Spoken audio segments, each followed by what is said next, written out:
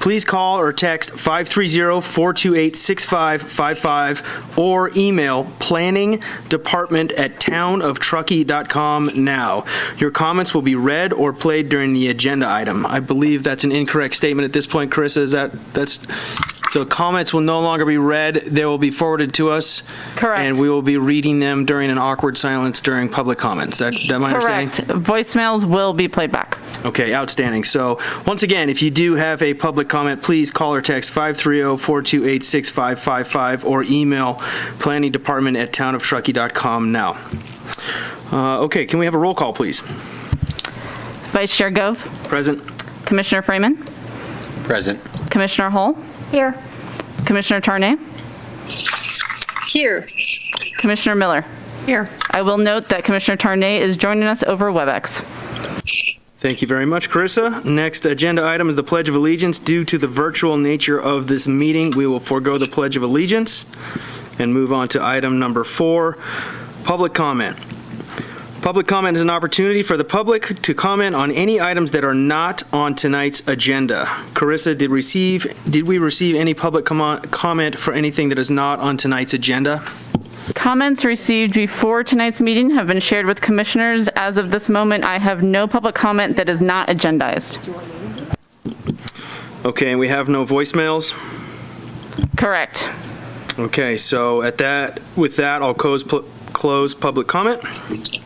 Can I say something really quick, Dave? Absolutely, Susie. I know that we're trying to be efficient on things.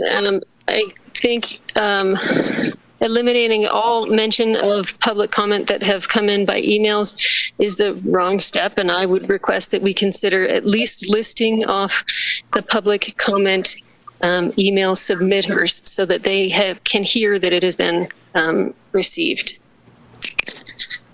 Okay, I definitely understand where you're coming from. Staff, I believe that all of these public comments will be part of the permanent record. Is that not correct? That's correct. And we can have a conversation with the clerk's office for consistency with what the council's doing. So we've been following the council protocol. So if they want to do something different, then we'll just talk with the clerk's office about that. And could you please expand on what the council's protocol is at this time? So they haven't been doing any of the listing of the names when public comments come in because they're all posted on the town's website. So they've been accessible from the times that they've come in. The stuff that comes in during the meeting, that's the stuff that's getting forwarded. And then we've been listening to the voice messages live. Okay, and all of this goes on permanent record so that actually, let me back up before I make that statement. The question I have is when they do submit a public comment, do they get an official response from the town clerk that's been received? We don't do like an auto response. That's something that we're working on, but they do get posted. So people will know if they see that their comments are posted on the website. Okay. Commissioner Tierney, does that satisfy your inquiry? No, I'd still like to have the commenters listed. Staff, do you have any feedback? Like I said, we'll talk to the clerk's office. So that's a little bit of a procedural issue that's out of our specific control, but we will have a conversation with them. And we are working, like I said, on doing auto responses so that people can understand that as soon as they come in, that they get that response back. Okay. Following the meeting, though, that their public comments will be in the minutes in transcribed, correct? That's correct. They are not transcribed in our minutes from last month.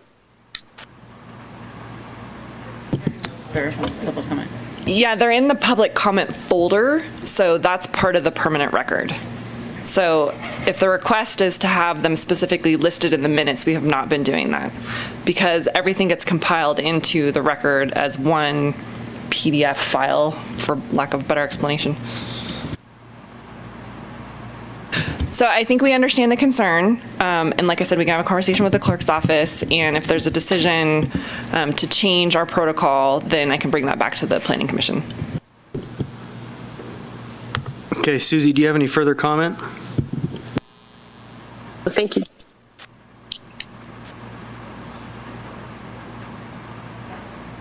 Okay, great. Thank you very much, Susie. That's a very good point you brought up. Okay, moving on to number 5 on the agenda, the appointment program. So at this point, we're going to select a chair, a vice chair, and a selection of a GPAC alternate representative. So first item is the selection of a chair. Do I hear a motion on the floor?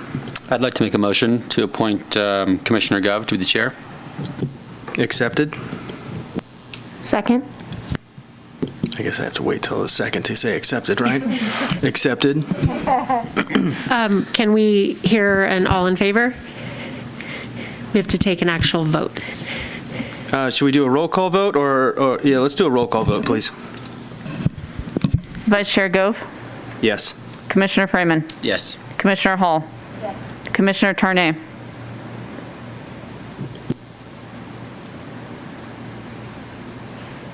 I didn't hear Commissioner Hall. I can't yes. oh, see. sorry. Okay. She said yes. Thank you. And Commissioner Miller. Yes. Motion carries. Congratulations, Chair Gove. Thank you very much. Okay, next we have selection of vice chair. Do I hear a motion on the floor? I'd like to nominate Commissioner Tarnay as vice chair. Second? I'd like to nominate Commissioner Freeman as vice chair. Can I second myself? I don't see why not. Do you accept? Actually, you have to accept it first. Accepted. Did Susie accept? Or Commissioner Tarnay? So I would love to accept, please. Yes. Okay. So we do roll call for each of them. Yeah, we have to do roll call for the first one that was nominated. That's in accordance with our procedures. We actually don't need a second for either nomination. Sorry, I'm going out of order. This is my first day here. And these are based on the Roberts Rules of Order, so it's These are in our procedures. We didn't make this up. So the first vote would be on Commissioner Tarnay as vice chair, and then a second vote if needed. Does that make sense? Can I have a roll call vote? Vice Chair Gove, No. Commissioner Freeman, No. Commissioner Hall. Yes. Do I call Commissioner Tarnay? Yes. Commissioner Tarnay? Yes. Commissioner Miller? Yes. Okay, motion carries with a vote of 3-2. And we can do a second vote for Commissioner Freeman as vice chair. Go ahead with roll call. Pardon the interruption, but what would be the point of a second vote if the motion already carries? Because if it's tied. If it's tied. I'm not sure. Yeah, I mean, Perhaps we need a refresher on arithmetic. But if that's the procedure, then let's have the second roll call It vote. does say we take the first vote, and then whichever vote has the most votes is the one that's chosen. Got it. Vice Chair Gove, Yes. Commissioner Freeman, Yes. Commissioner Hall, No. Commissioner Tarnay, No. Commissioner Miller. no. Okay. Congratulations, Vice Chair Tarnay. Okay, moving on to selection of a GPAC alternative representative. Point of clarification, who is the current GPAC alternate representative? We do not have a current representative right now due to the resignation of Nikki Riley from the Planning Commission. So currently, Jerusha is our primary GPAC representative and has been really from day one. And we now have an opening for an alternate as a GPAC rep. It doesn't mean that person needs to come to every meeting. They're welcome to, but it's not a requirement. It's really if Jerusha is unable to make a meeting that they're able to step in. Or like what Nikki was doing is she would attend all of the meetings as the alternate. Got it. Thank you very much for that clarification. Do I hear a motion on the floor for a selection of the GPAC alternate representative? I make a motion to nominate Commissioner Miller. Second, if that's, or Sure. Accept. I accept. Thank you. All in favor? aye. Aye. Aye. Aye. congratulations, welcome to the GPAC. You'll be getting an email from me shortly. And many more. And to keep it on your radar, the first meeting that will reconvene since COVID will be next week. Okay, moving on to agenda item number 6, the approval of the July 2020 regular meeting minutes. I have one question about these before we approve them. There's a reference in the minutes to public comment, to a comment from Kathy Eccles, and I distinctly remembered this comment not being read because it was a very good comment, and I didn't know if that was a thing I could interrupt to ask to do. So apologies to Ms. Eccles for not being brave enough to mention this in the last meeting, but I think to be technically correct, we should strike from the record, or from the minutes, that this comment was referenced, because in the moment, we said that there were no public comments.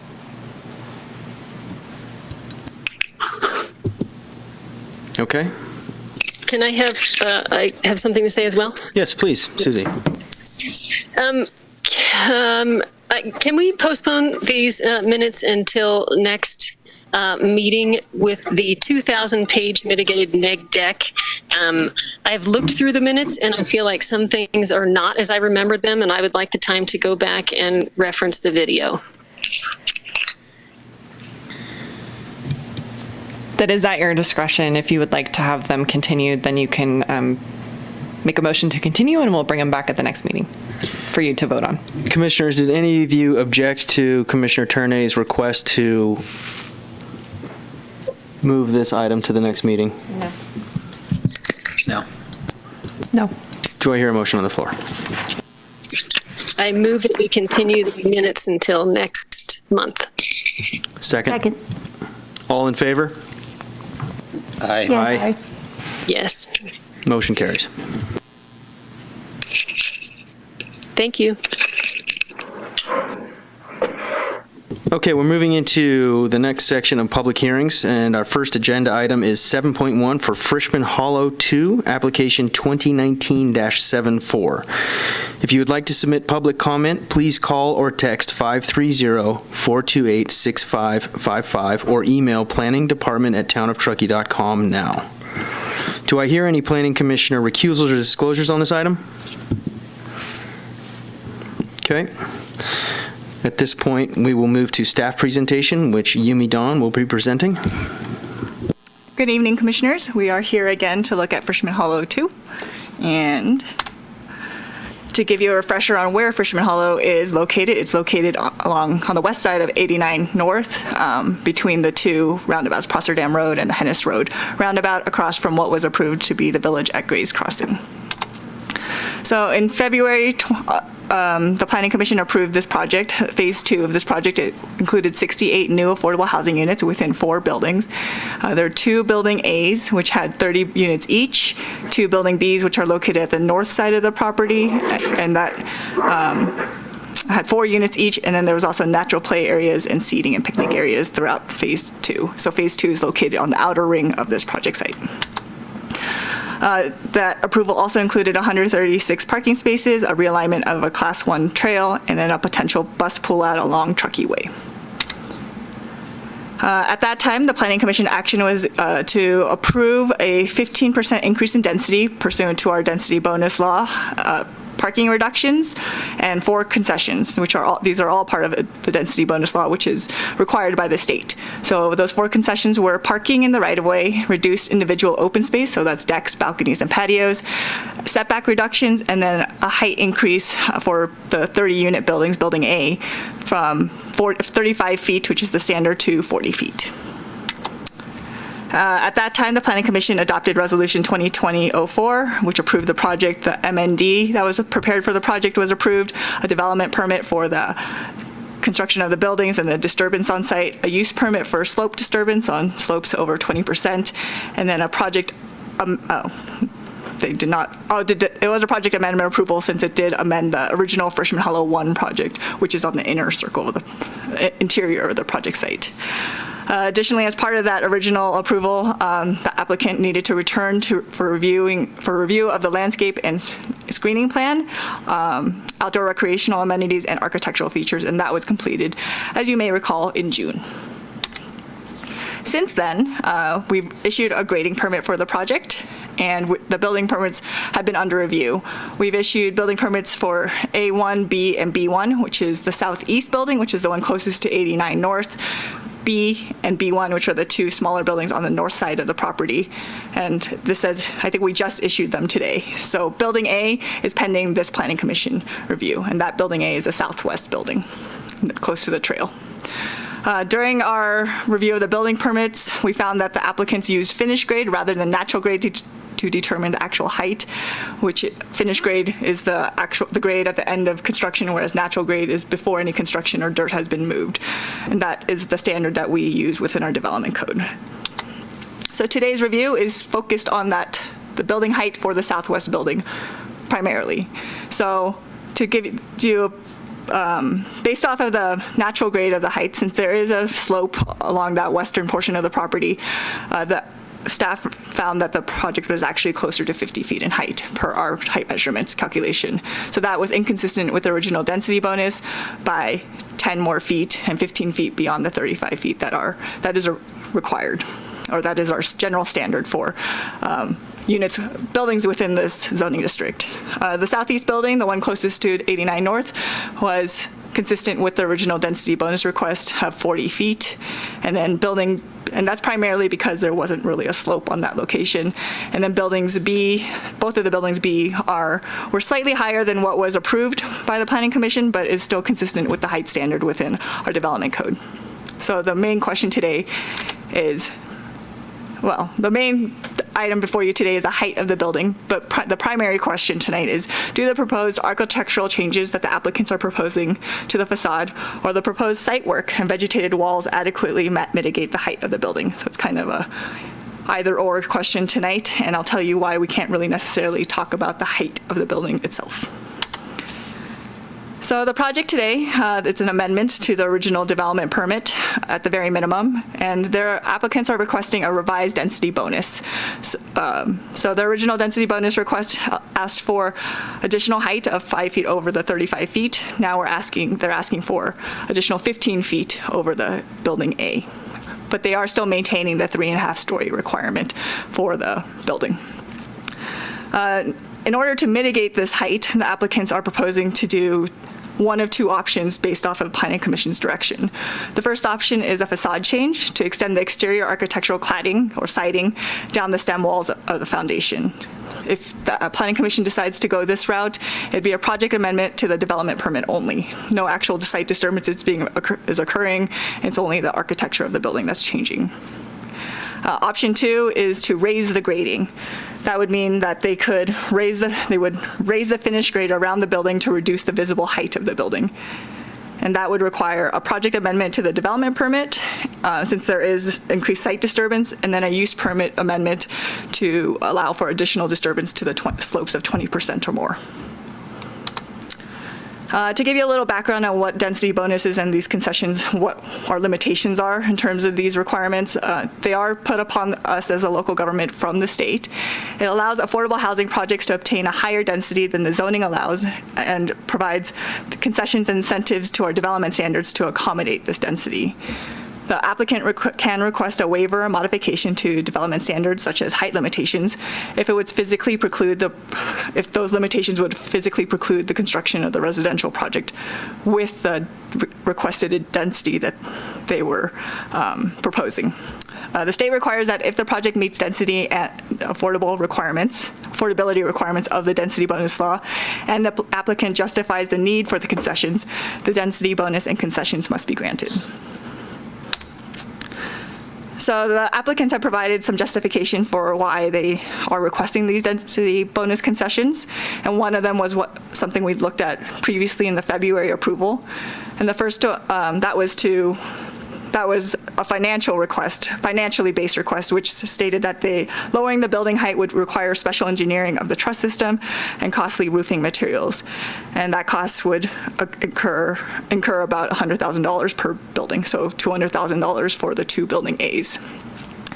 At this point, because we are at this point where they have done quite a bit of grading on site and site improvement work, they do not believe they can lower the building height for Building A per our natural grade standards due to the accessible path of travel requirements between Rue Ivy, the loop road within the project development, and to the finished floor of the building. So that is another state requirement that needs to be met, and they think it would be impossible or difficult to dig out the building farther down and meet the ADA requirements.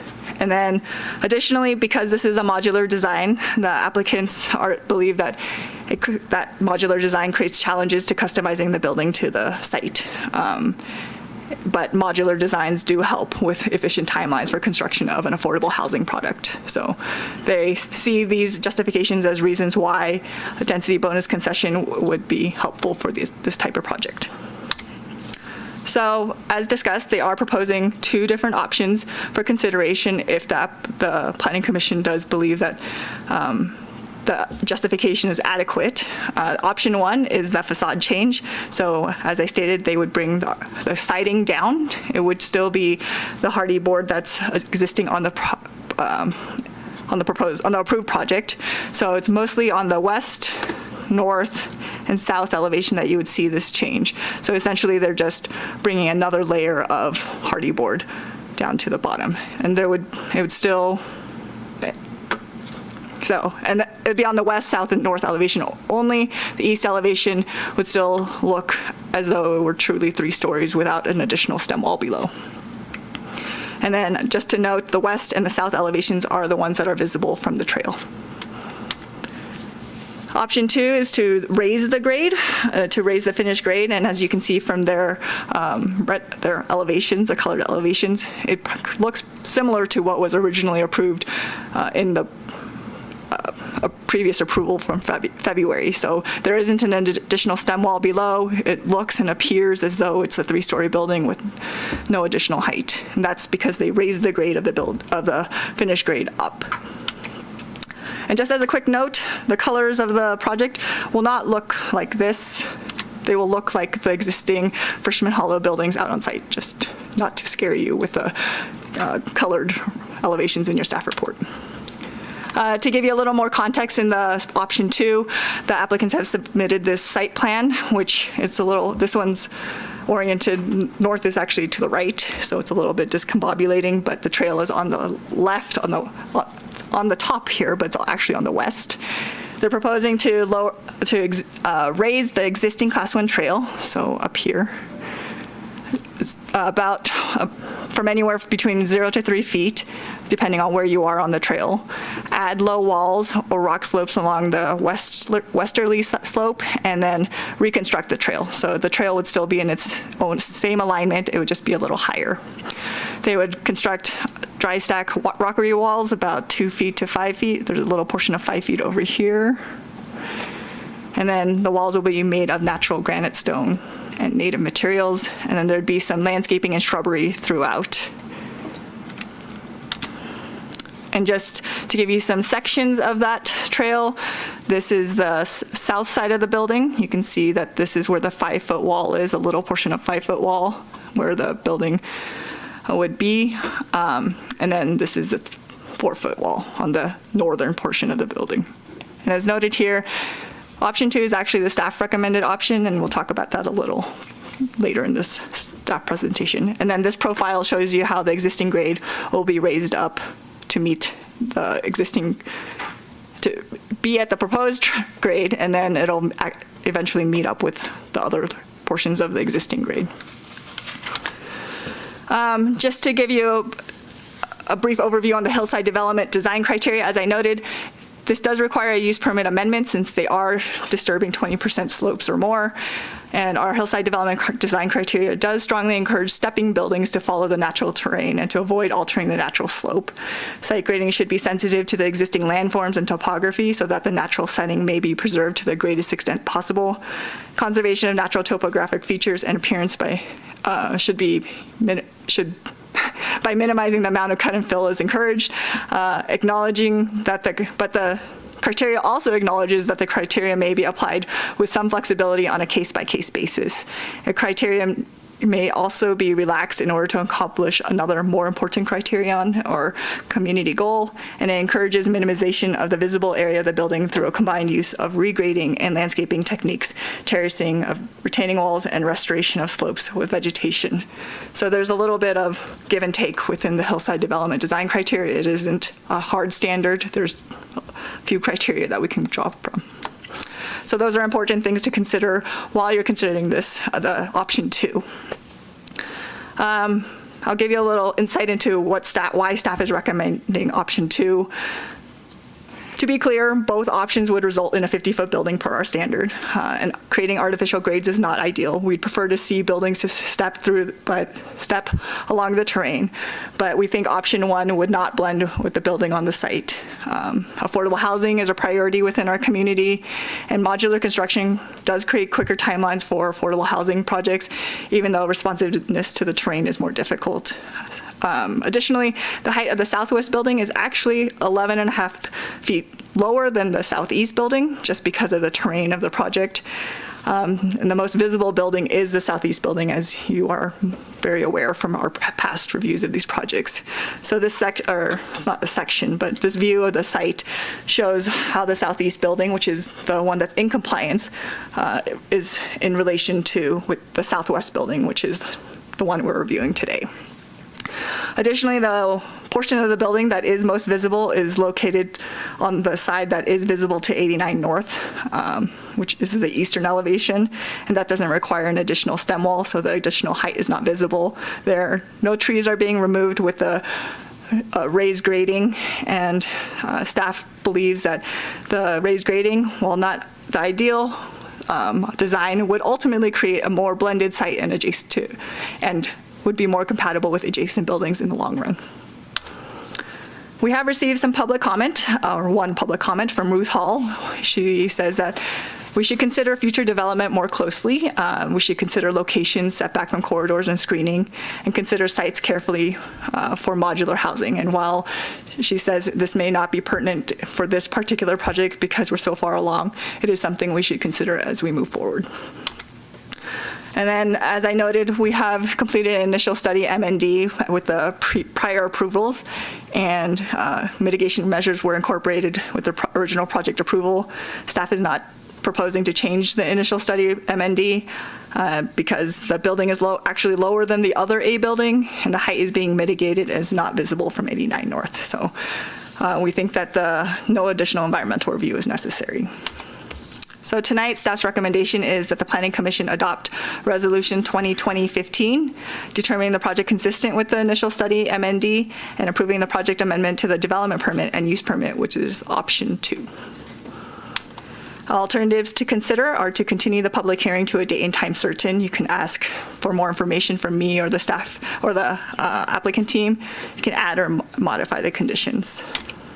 And if you do take action tonight, the appeal period ends August 28th at 5 p.m. And the applicant team is here for a presentation. Thank you very much, Yumi. Okay, we'll move into the applicant presentation at this point in time.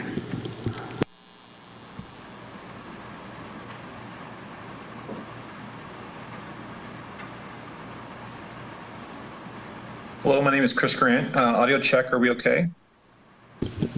Yes. Excellent. Well, thank you for having us tonight. We appreciate your time in considering this.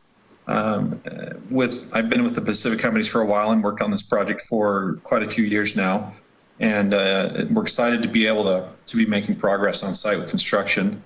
And we appreciate your time and consideration in reviewing this request regarding the discrepancy of how we measure the height of the building.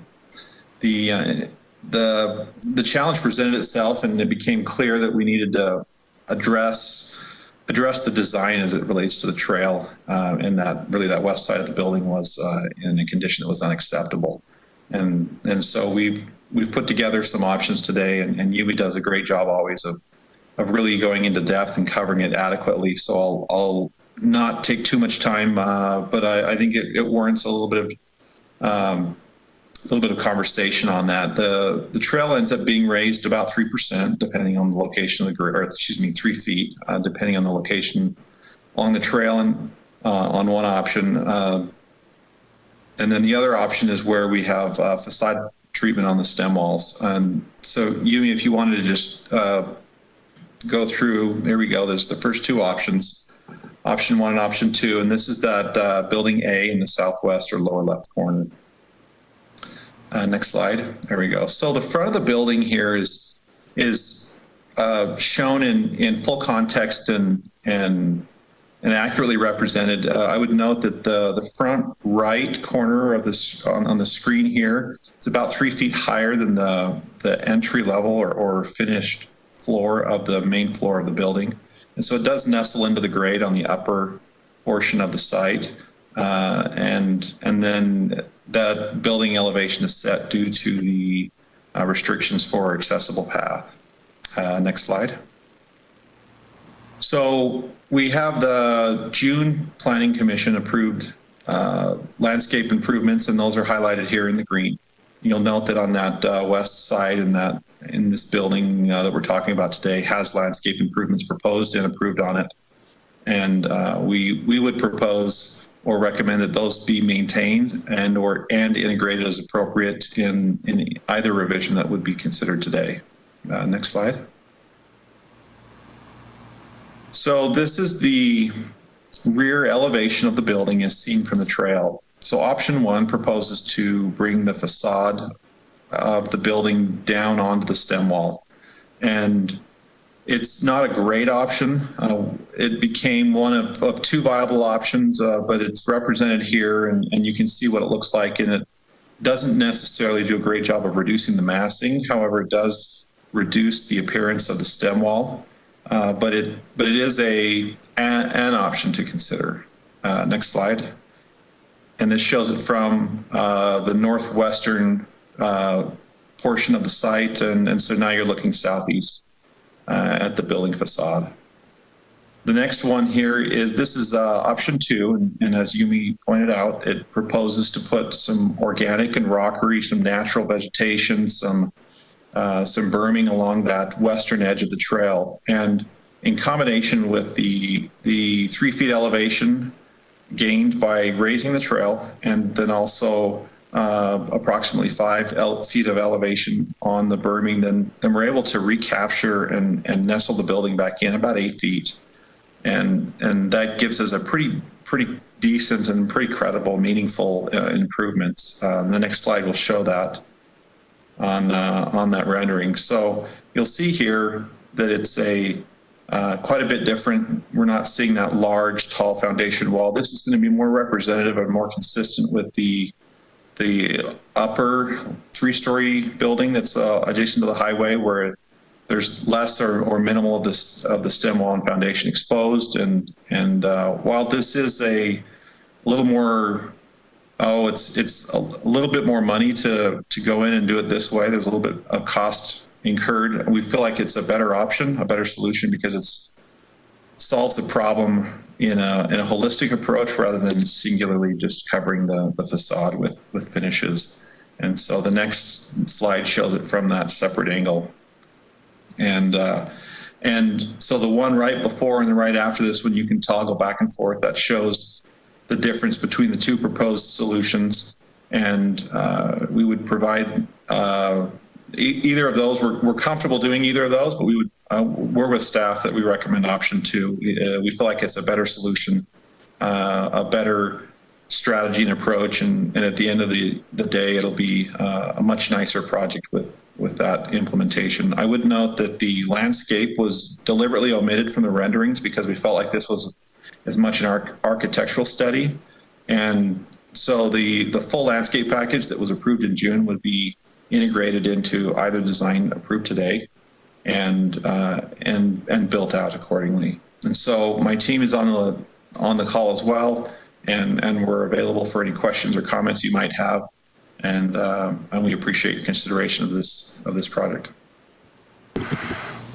Thank you very much. Okay, we'll move into clarifying questions for staff. Jerusha, would you like to start clarifying questions for staff? I actually don't have any for staff. Commissioner Freeman, do you have any questions for staff? On building A or the other 3-story building, when the applicant submitted this package originally, did they make the same measurement error? They did. They relied on the finished grade, but because of the lack of slope on that portion of the site, there wasn't that much of a difference between natural and finished grade. So it's probably unlikely it was actually intentional. That's correct. Is that it, Dan? No further questions. Okay. Commissioner Miller? This might have been fully addressed in the presentation, but just to make sure, the comments that I've read have been about, or the public comments have been about the view and all that, but this is not, the height of this building is not visible from anywhere except the bike trail, is what it sounds like. That's correct. There was some concern in previous discussions about the view from the trail, but the primary discussion, I think, was from 89 North. Okay. And there's also mention of having to notify people that live within 500 feet. How many houses are within 500 feet? There actually aren't that many because the middle school is so close. And then across the street's an undeveloped property that's owned by one person. I think it was 18 people. And in the past, the original project, we did notice all of the Grays Crossing subdivision just so that they were aware, but we didn't receive that many public comments, so we pared it back down to the 500-foot requirement. Okay, thank you very much. No further questions. Commissioner Tierney, clarifying questions for staff. Great, thank you. Let's see. Oh, I think even Yumi, the figure you put up has your west and your east elevations switched, correct? Because the west elevation was shown with doors, which I don't think is the case. Is that correct? That's correct. That's correct. For the option 2, yes. I believe Okay. you're correct.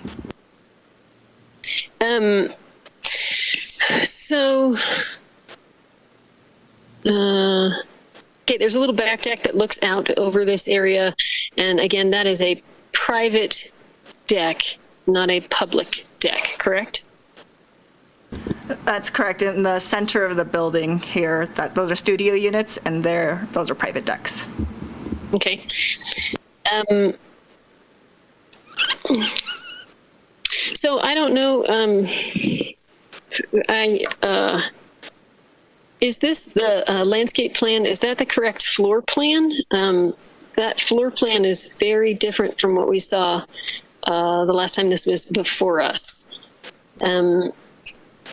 Previously, there was storage for 24 bikes on each floor. There was 2 laundry rooms, and those studios had sliding glass doors. What happened? Yes, there have been changes, and I've actually asked the applicant team to address those changes as part of their comment. I guess if you could address that question to them, that would be probably better. I think they would answer that's it better. fine. No, that's fine. I just didn't know if that was a current floor plan or if that was something, Yes, that is the floor plan from their building permit. I think that's all my questions for staff. Thank you. Okay, Susie, so why don't we just roll right into clarifying questions for the applicant and go ahead and start with that question about that floor plan. Great. That question. What happened to the floor plan? Is that what you're trying to say? Yes. There are some changes in the floor plan from the original approved planning commission. And just to jump in, I don't want to interrupt Susie, but so we are seeing 1 floor of 3, correct? I mean, there's obviously 2 other floor plans that we're not seeing. So Yes. if we could get the applicant to clarify what changes have been made and why. So I've got my architect Ed Wu on the call as well, and he can address these as I miss any or misstate or misaligned as to my answers. The changes that we've made are in relation to right sizing some of the spaces. For example, we had quite a few laundry rooms in the original proposed design. And by the time we finished the design, it wasn't necessary to have all of that space dedicated to washers and dryers on each floor. So those have been adjusted. The bike storage spaces have been properly sized or right designed based on the storage capacity that we were trying to achieve, and also that sliding door. The architect wrote to me in defining this and identifying both waterproofing and accessible requirements become a challenge with sliding doors, and that's why it was was modified and reflected as such in the construction drawings, and also what's being considered today for review. So Ed, if you're on the call, if you had any clarifying comments to that point. No, I think you hit the what I kind of wrote on my response to those questions. Can you guys hear me? Yes, we can. Thank you, Ed. Okay.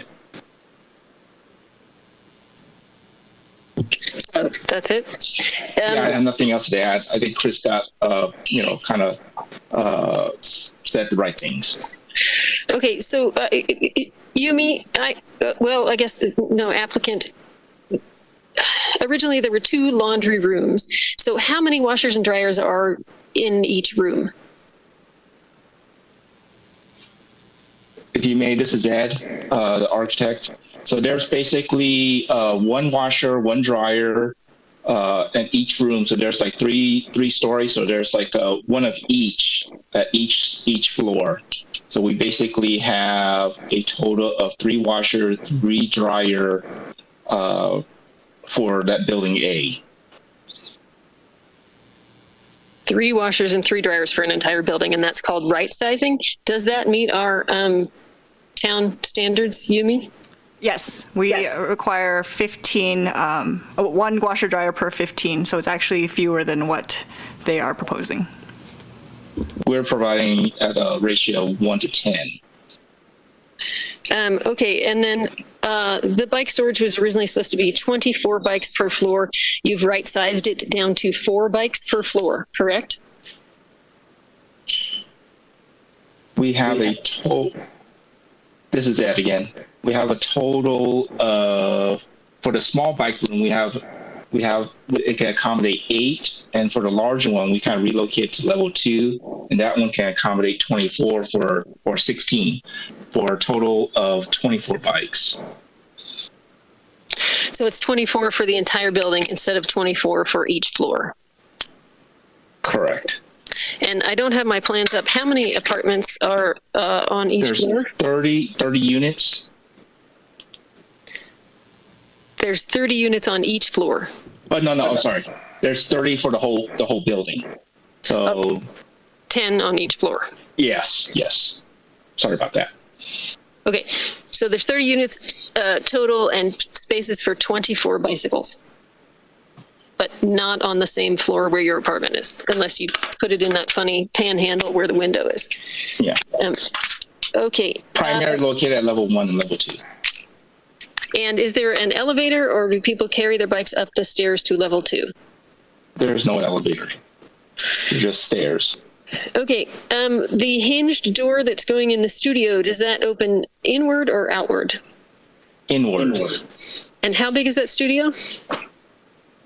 I don't remember what that square footage. Give me a second.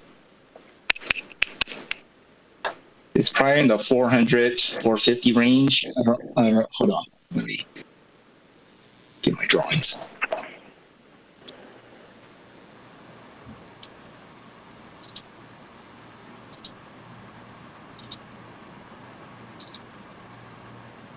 I'm pulling it up right now.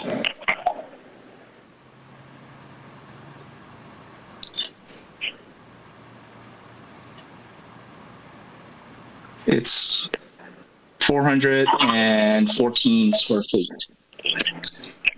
Okay. Thank you. Okay, moving on from there.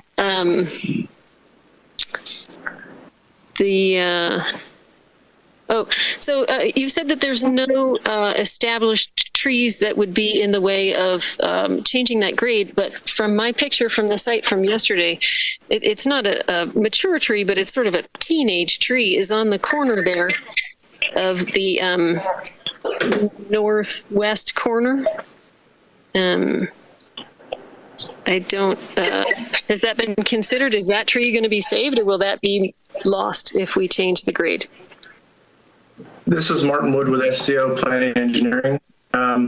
Basically, we saw the same picture when I was on site, and I think there is 1 or 2 small, I guess, saplings, if you will, that are probably the 3 to 4 inch diameter. Everything that is 6 inch and larger was located on the site, and none of those trees are affected by this option 2. But you're right, there is a couple small trees that are along the trail that are probably 3 to 4 inch diameter. Okay, from my picture, it doesn't look 3 to 4 inch. It looks, the trees are, I don't know, at least 20 feet tall. I wish that we could actually have that measurement. Okay, it's not a sapling. If it's taller than that stem wall, it's not a sapling. Okay. I just reiterate that 6 inch and larger, we located as the topo and shot all of those trees, and none of those trees are identified in the area being regraded. But you're right, it could be 4 to 5 inch. If it's less than 6 inches, it wouldn't show up on the topo.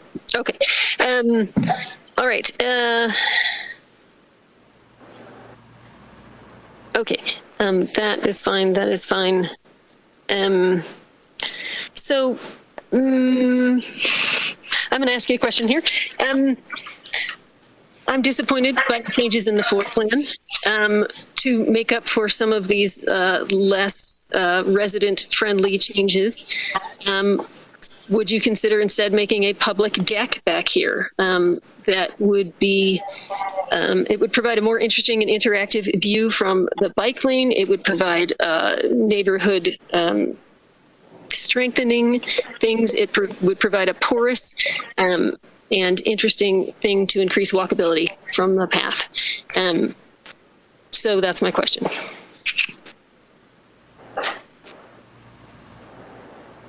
Yumi, if you could pull up the second to last slide on the presentation.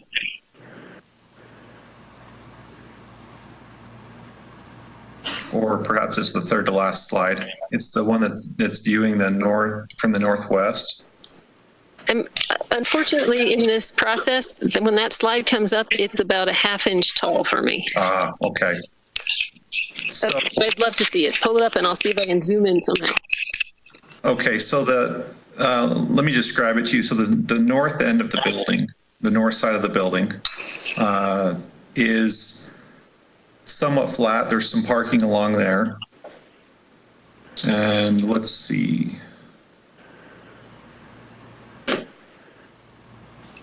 And it would seem that we could probably nestle in a similar area to what is proposed between the two B buildings, which is a sitting area that would be accessible from the public. It wouldn't be from inside the A building, but it would certainly be adjacent to it. And it would seem that it would be a good location to put that one that you're proposing. The other solution might be to put it to the south, but I believe, Martin can correct me if I'm wrong, but I believe that that's some drainage challenges on that end. But on the north side, we might have a viable location to put that. Martin, what would you say to that? To the south, I think you're going to have ADA considerations that are going to be really tough to overcome to get to it. If I hear you correctly, where you're talking on the north side and somehow having that connect to our 6-foot sidewalk, is that what you're suggesting, Chris? Yes, that's what I'm suggesting. With some piers and elevating that, we could make a deck or lookout type situation there. I don't think we have any issues with easements and those type of things. That could be an appropriate spot that we could fit it.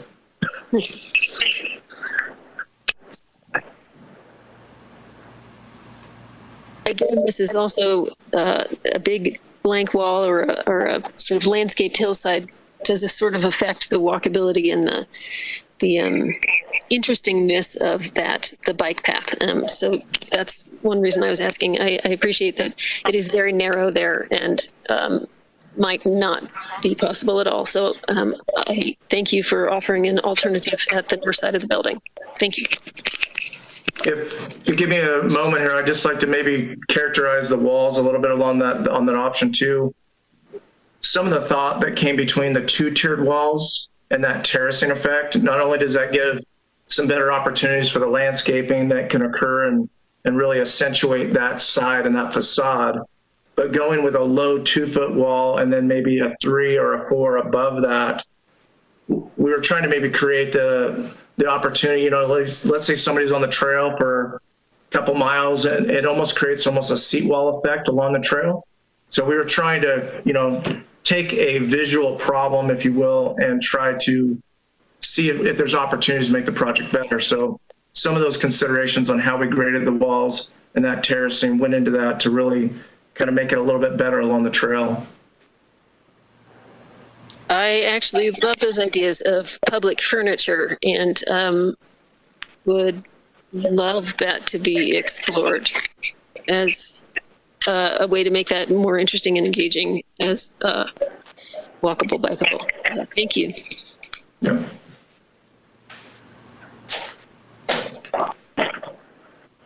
I think I'm done. I think that's all I had. Thank you, Commissioner Tierney. Commissioner Hall, do you have any clarifying questions for the applicant? I do not. Commissioner Freeman? No as well. Commissioner Miller? I only have a few. So for option B, how long would that require the trail to be closed for that construction, for elevating the trail? Do you want me to answer that, Chris? I would suspect that order of magnitude is probably a 3-week type exercise to basically elevate the trail. We have a sewer manhole that requires the cone to be lifted, if you will, to meet TSD still requirements. There is a sewer main that serves the Frischman project phase 1 and 2 that is in that trail. So there's a little bit of work there. Then there would be adding of the fill, compacting that, and placement of the walls.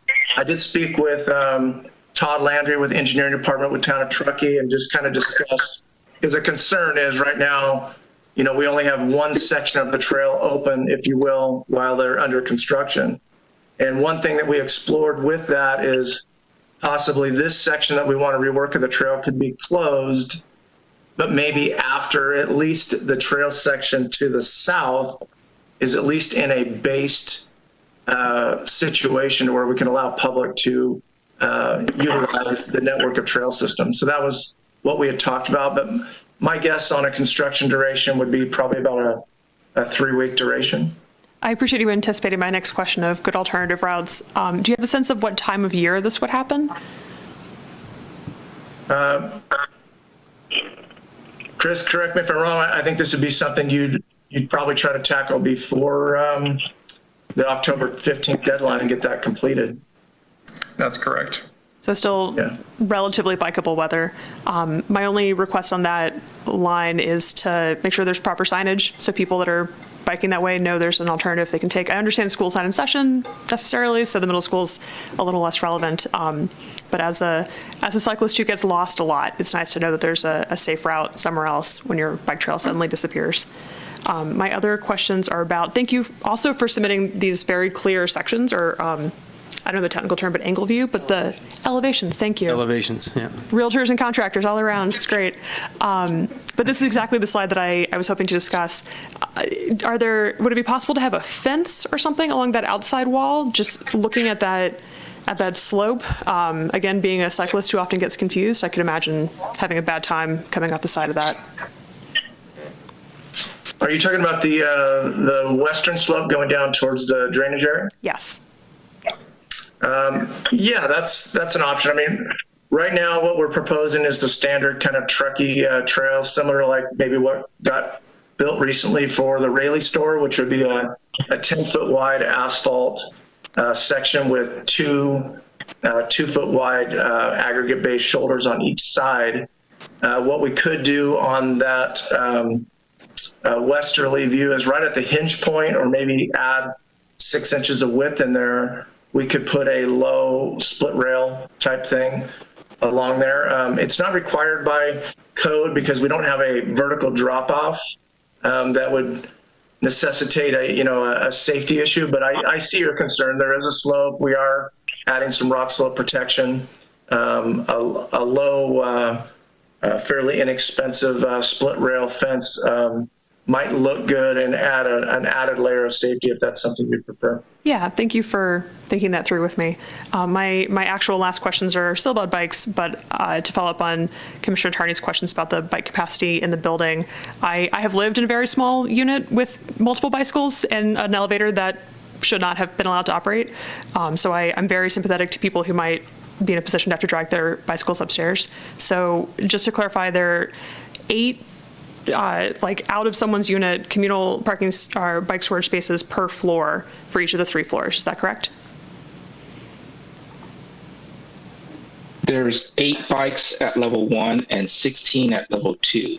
Got it. With Okay. option. Yeah. Sorry, was there more? Did I cut you off?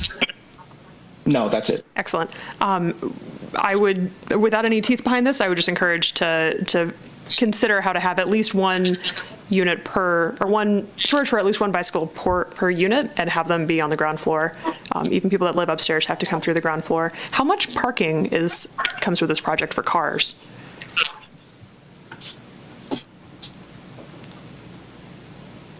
Uh, 136 parking spaces were approved for this phase. So 136 spaces for cars and 24 for bicycles. I understand the bicycles don't work quite as well all year round, but I'd like to see a little more for the folks that we want to encourage to use this beautiful bike facility that's literally in their backyard. Yumi, can you clarify for Commissioner Miller, when you say 136 spaces, that's for the project, not for this one building, that's correct? That's correct. That's for the entire phase 2. Okay, and then how many units in phase 2? 68. So it's basically 2 to 1 per unit.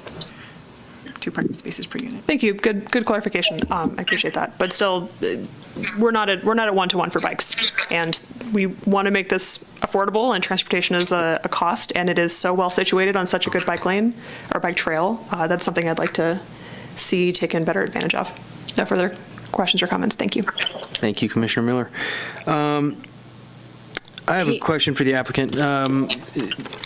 So it's my understanding and my recollection that this is a modular unit, or these buildings are construction of modular units, and the units themselves are quite a ways along the way on construction. Is that correct?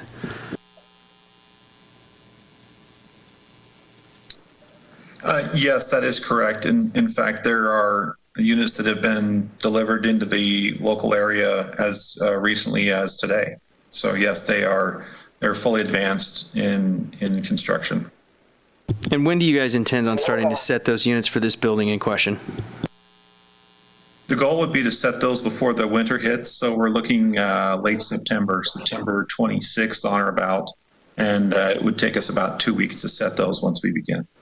Okay, and if memory serves on this project, your intention is to be able to deliver these units with the C of O by late spring, early September 2021. Is that still correct? Yes, that's accurate. Okay, thank you very much. Okay, unless anybody else has any last clarifying questions for applicants or staff, we'll move to public comment. I just wanted to make a quick comment about the bike parking. That they are required to have exterior bike parking as well. And that's where our code requires it per, what is it? I can't remember the number per parking spot, but they do have exterior as well as interior. Not as good, but. Is that enclosed or covered in any way? I'm just thinking like winter storage. No, it's not. Okay. Yumi, can you just give us those exterior bike parking numbers? It's 5% per parking space, so it's the required parking space, and I don't have that number off the top of my head. Maybe Chris would know because it's a requirement. Do you know how many bike parking spaces were approved or required? Not off the top of my head. I'd probably get deal merge if I had the number. 5% of 60 is 3. Confirmed is accurate. It's 5% of the total amount of parking spaces that are required. So we didn't just use the 136 number, we used what our parking standards are in our development code and applied that. So it's a little more than what would be 5% of 136. So just for clarification, Yumi, even with the reduction in bike parking spaces that is shown on the current floor plans, the project still meets what was approved, correct? That's correct. Okay.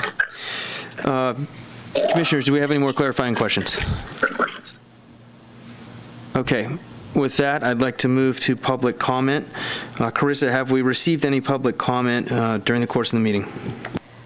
I have no new public comment on this item. There was a public comment received before the meeting began. Yumi referenced it, and I believe it was shared with all the planning commissioners.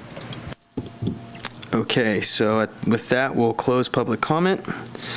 And I would move for the applicant to staff to respond to public comment. Hearing none, there will be no response. Okay. All right, let's move into deliberation. Commissioner Miller, would you like to start? I would. I'm a little annoyed at the bike parking, but I understand that's not relevant to our decision we're making here. Option 2 seems reasonable, and I look forward to biking on a nice, safe bike lane or bike trail when the fence is in place. Share with me your concern about the fence. Just the trail is the part where the slope has to go somewhere, right? So putting the space between the building and the majority of the trail on the same plane feels very nice, but then the other end of that trail and the drainage, somewhere there has to be a decline. So I'm basing a lot of this on the image that was given to us, which the applicant explained is not exactly how it's going to look, but it looked very steep in that case and was illustrated to be drawn with stone. So my only concern was having, however wide the place is, having it drop off quickly in something made of rock, I'm concerned about, but I understand that's not, it's an illustration and it'll be fairly wide, but the idea of a fence of some sort or some sort of barrier still appeals to me. So for like a safety standpoint on the downhill side of the trail, Absolutely. If a cyclist was to meander off the trail, there would be something to break their fall, so to speak. Yes. Got it. Okay. Thank you. I feel like the applicant heard that concern. I agree. Yeah. Okay. Commissioner Freeman? Yeah, I think the option 2 is definitely a more aesthetically pleasing option, and I would support that. Commissioner Hall? I also agree option 2 versus the facade change is superior. I agree with the public comment. Like we've got to, moving forward with these modulars, we've got to be careful because this is, this 15-foot additional height. I mean, it's kind of alarming and great. I get we're changing the grading and it's not going to be a huge difference, but at the same time, I am struggling with this change, and going forward, we need to make sure that finished grade versus natural, like that's super clear before we approve something. Because it's so far down the line. We're not going to say sorry, people. So I feel a little bit pigeonholed on this, and I don't think had they already started all this that I would have said yes to this. So that's my concern, but I'm in support of raising the grading, and thank you for all the questions on bike parking. It's such an obvious opportunity, and I like the idea of doing something on the north, and anything we can do to just not having kids hauling up bikes upstairs and creating safety issues. We have to do better than that. So that's my comment. Thank you. Commissioner Tierney.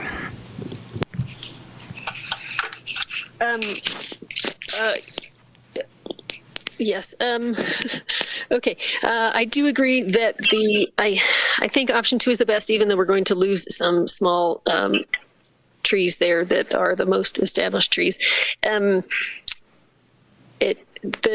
big blank wall is terrible for walkability, and it makes a very foreboding place to bike and walk by. So I guess that the landscaping would be better, or the grade change. I agree with the bike concerns. There's a lot of families in this neighborhood. I agree with the safety and the fence thing. If we can have that happen, it also provides that sort of the boundary that makes walking more comfortable instead of it's a psychology thing that provides a boundary that makes it more walkable as well.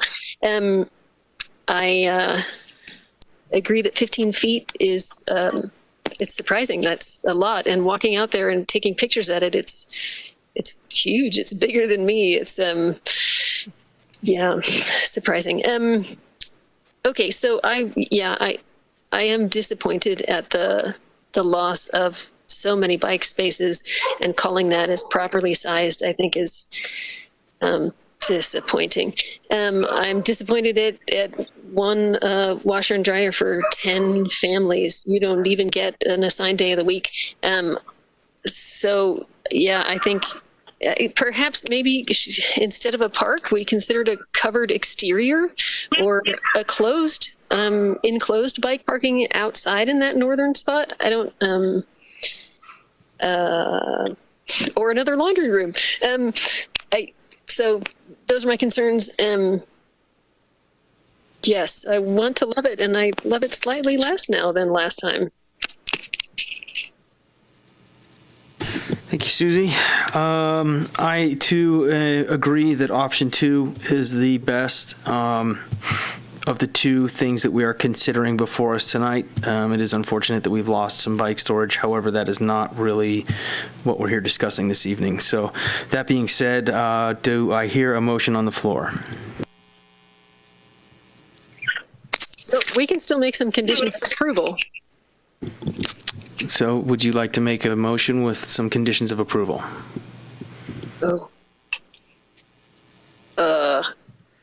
Sure. I move that we approve the project with option 2, or the project amendment with option 2, while also requesting a safety fence and possibly, I don't know, another public space at the north or closed exterior bike parking.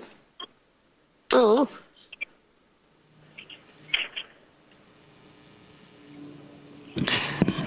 You do have a motion on the floor, so you can vote on it. But I would caution that it's probably worth a discussion with the applicant team if there's interest in doing additional requirements beyond the fence because of the cost. Because this is an affordable housing project that already has very specific financing in place. So I think you'd want to check to see sort of where their thoughts are about any other requirements. So a question for staff about the fence. What the applicant is proposing with, I mean, we've seen just some basic elevations. We haven't seen specific grades. We haven't seen specific civil engineering drawings that are showing us exactly what the angle is off that slope. Is what is being presented legal and allowable and safe?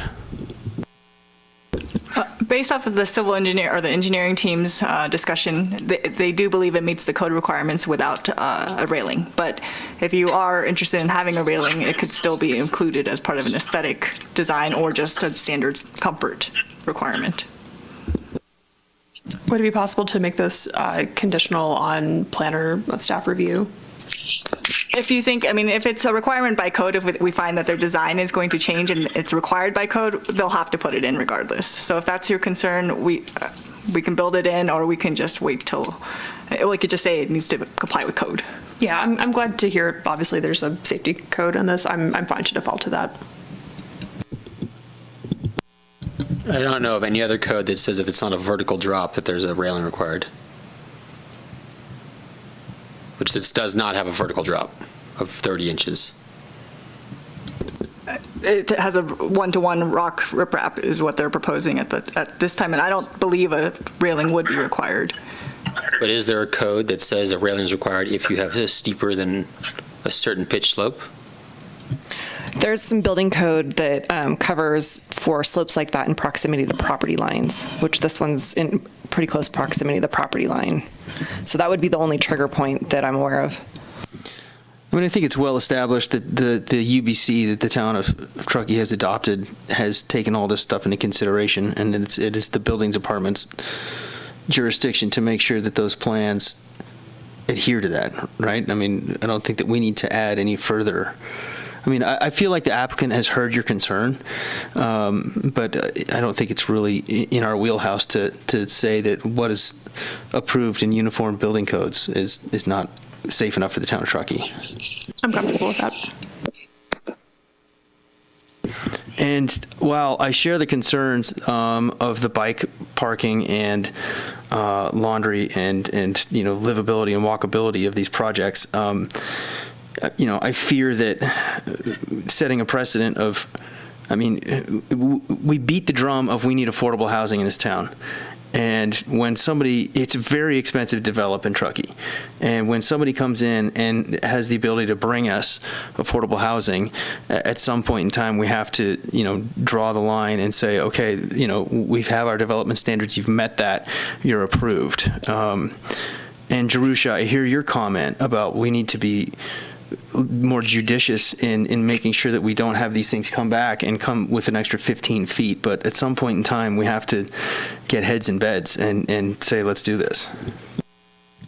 I agree, but I do think the applicant actually sort of sounded positive about doing something to the north there for bikes, like something that they felt like would be an easy fix. So we should probably make sure the applicant was okay with that.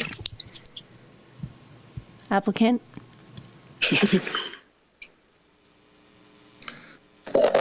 So I would give two answers. One is, yes, we appreciate Chairman Earl's comments about the challenge of financially providing affordable housing.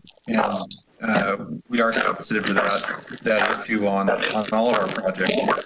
I would say at the same time that this project, we want to make it right, and we recognize we're coming back asking for a third review, and we recognize that that's really in our court to make it right. And if that means that we need to put an area to the north of the building, and that's the right solution or included in the right solution, then we accept that, and we're okay with that. And we want to make it so that it's a good project, and at the end of the day, that it's acceptable to the community as well as those who will be using it. So when you say an area to the north of the building, we're hearing other commissioners expressing concerns about bicycle parking and storage. What do you mean an area north of the building? Like what would you be presenting? So I believe the original request from Vice Chair Tarnay was to provide a seating area or a vantage point. I would say that would include some type of a covering that could be sheltering some bike parking at that location as well, so that the external bike parking would have that protection from the elements. I think that it would be spacious enough that it would be usable by a few people, perhaps a table and a set of chairs out there. And I think that would be probably maxing out the space that we do have before we start creating more walls. If it gets too far closer to the trail, then it just becomes an extension of the building and massing. But I think that we can shield that lower facade of that with landscaping similar to what we've done along the buildings on the north end of the project. And so yes, I would say that we can come in with a design that works and that staff could support and make that a functional, usable, viable space at that area. Yumi, can you bring up a site plan, please?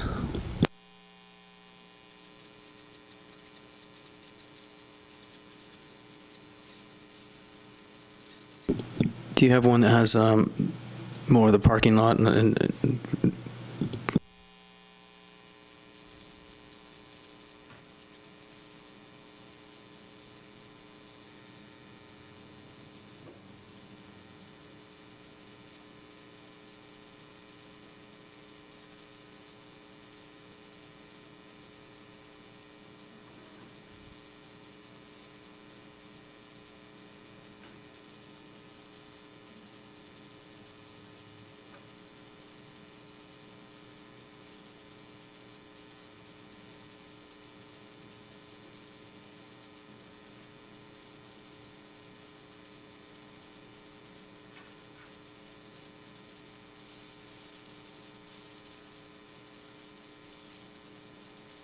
No one likes having to use a desktop with an audience. Yes.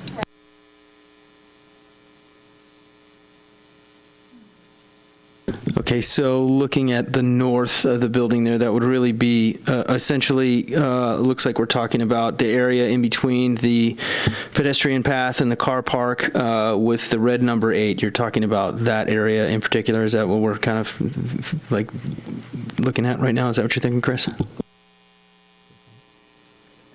Yes. Okay. Comfortable committing to that.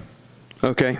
So you're committing to some sort of building that locks, that residents have access to, that's covered and can hold bicycles. So I'm sorry, Commissioner Miller, when you say covered, are we saying covered or enclosed? Because I think those are two different things and they have two definitely different financial impacts. I was envisioning covered, not enclosed, that had more bike parking.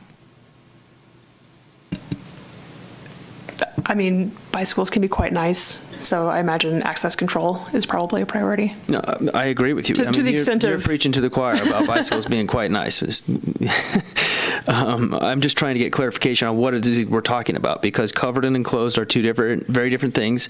They fall under different building categories and they have a different financial impact. So if we're trying to mandate that the applicant adds to the cost of their project, we need to be clear about it. My purpose in requesting walls is to keep people out, not the elements or air control. It could be a very secure fence.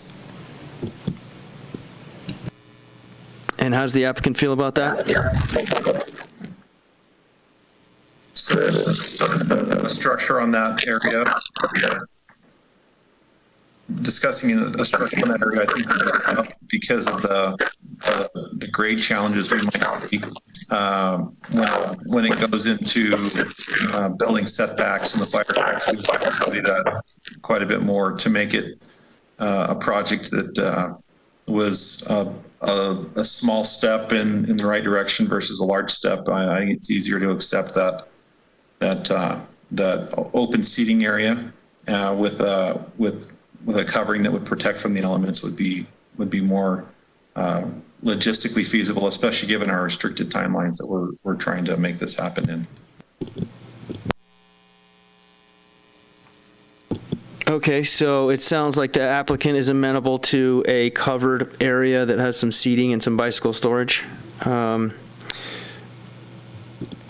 anybody feel like that's a reasonable concession to make? I feel like it's an excellent compromise where nobody gets everything that they want. Such is the nature of compromises. Okay, so then, Vice Chair Tierney, would you care to make a motion? I think there's a motion. There's still a motion on the table, so it's a matter if she wants to amend it. Vice Chair Tierney, do you care to amend the motion on the table? I don't remember. Oh, because originally I had the fence, and so we're trying to take the fence off. Is that what's happening?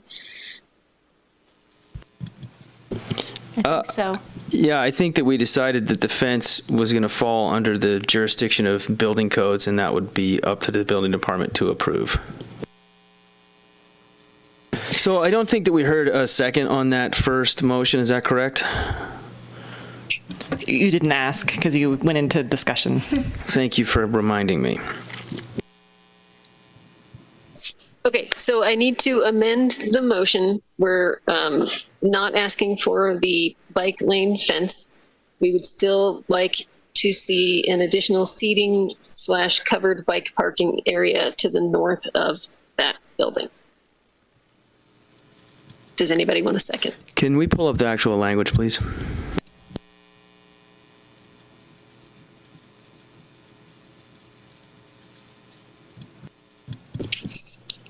So to be clear, Susie, you're making a motion that Planning Commission adopt resolution number 2020-15, approving the following actions: determine the project consistent with initial study mitigated negative declaration for the Frishman Hollow 2 project, SCH number 2020-01-9071, and that no additional environmental review is necessary, and approve the project amendment to the development permit and use permit option number 2, also requiring the applicant include a additional covered seating and bike storage area to the north of the building in between the car park and the pedestrian pathway.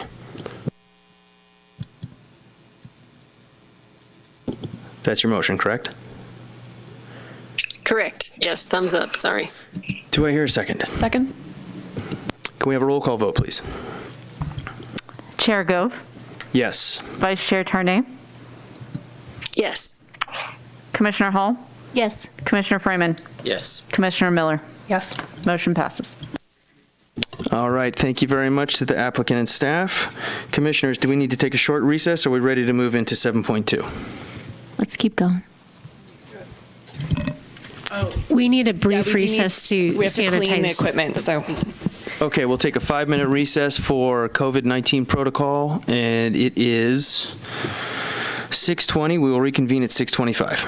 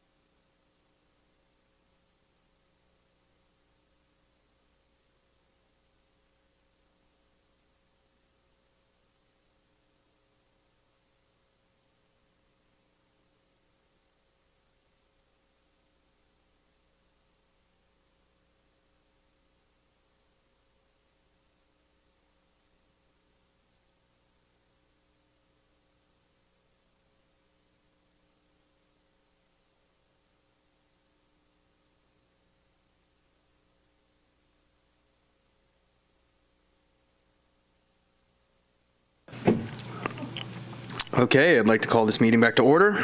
We're moving on to agenda item 7.2, which is for the Clever Minds use permit application number 2020-29. If you'd like to submit public comment, please call or text 530-428-6555 or email planningdepartment@townoftruckee.com now. Are there any commissioner recusals or disclosures? I have a disclosure that I know the applicant and have sent my kids to Clever Minds. Same. I don't have kids. I don't have kids. Do you know the applicant?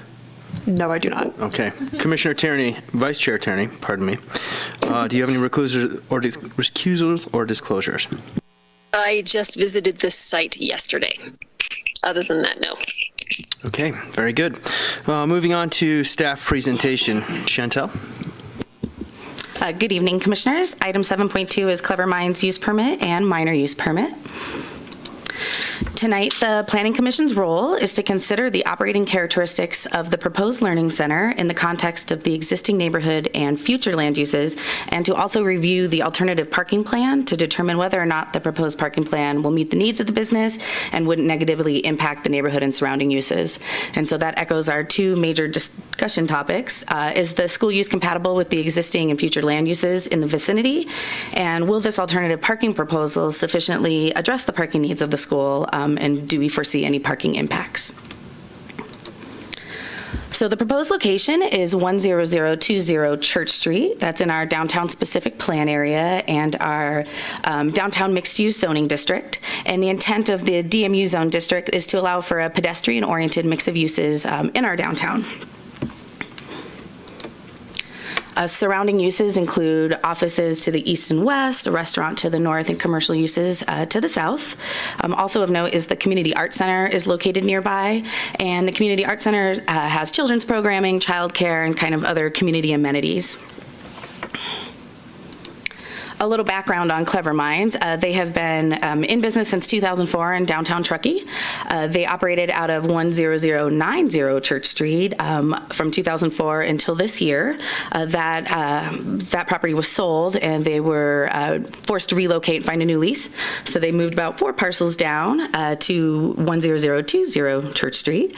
And in 2014, the Planning Commission actually approved a use permit for school use in the downtown mixed-use zone district and a minor use permit for alternative parking plan. However, as we know, use permits stay with the land and don't move with the use, which is why we are discussing that tonight. And tonight, the Planning Commission's role will be to see if this school use is still compatible with its neighboring uses and if the new alternative parking plan makes sense for the space. So Clever Minds is a learning center or a tutoring-based school. They provide additional educational resources for Truckee's families. They help with homework and study skills, curriculum enrichment, opportunities for high schoolers who would like to earn additional credits, and also support students with learning disabilities, homeschoolers, and traveling student athletes. Their hours of operation during the school year are typically from Monday through Thursday from 9 to 7 and Fridays from 9 to noon. And over the summer, they operate from 9 to 5 Monday through Thursday and Fridays from 9 to 1. Typically, up to 10 students could be on site at one time and up to 7 teachers. There are no interior or exterior modification proposed as part of this project. So tonight, the applicant is asking for 2 land use approvals. One, a use permit for the school use in the DMU zoning district, and it's a conditionally allowed use, and a minor use permit for the alternative parking proposal as allowed by our development code. As part of our required findings for both the use permit and the minor use permit, we need to address whether or not the project is consistent with the general plan. And staff has determined that it is consistent, particularly in terms of encouraging a mix of land uses in the town that promote a vibrant community, provide support for local residents, and opportunities for community activity and interaction. And as I said, the project is consistent with the 2025 general plan. Also, as part of the required findings, we need to find that the project is consistent with our development code. So here we have some additional issues to consider. The development code sees Clever Minds as a specialized education and training school, and that parking standard would require 25 parking spaces, which staff feels is an excessive amount of parking for how Clever Minds operates. This is because it's one space per 50 square feet of classroom area, and Clever Minds isn't filling these classroom areas up with students, so this is where the inequity comes with the parking distinction. So the applicant is allowed to propose an alternative parking plan. And just to note, there are 6 private spaces located on the parcel, so that's going to be part of the parking plan. And you can see them located in the red boxes there. So when we're considering the alternative parking plan, we should think about the operating characteristics of Clever Minds and why we would want to adjust the parking requirement.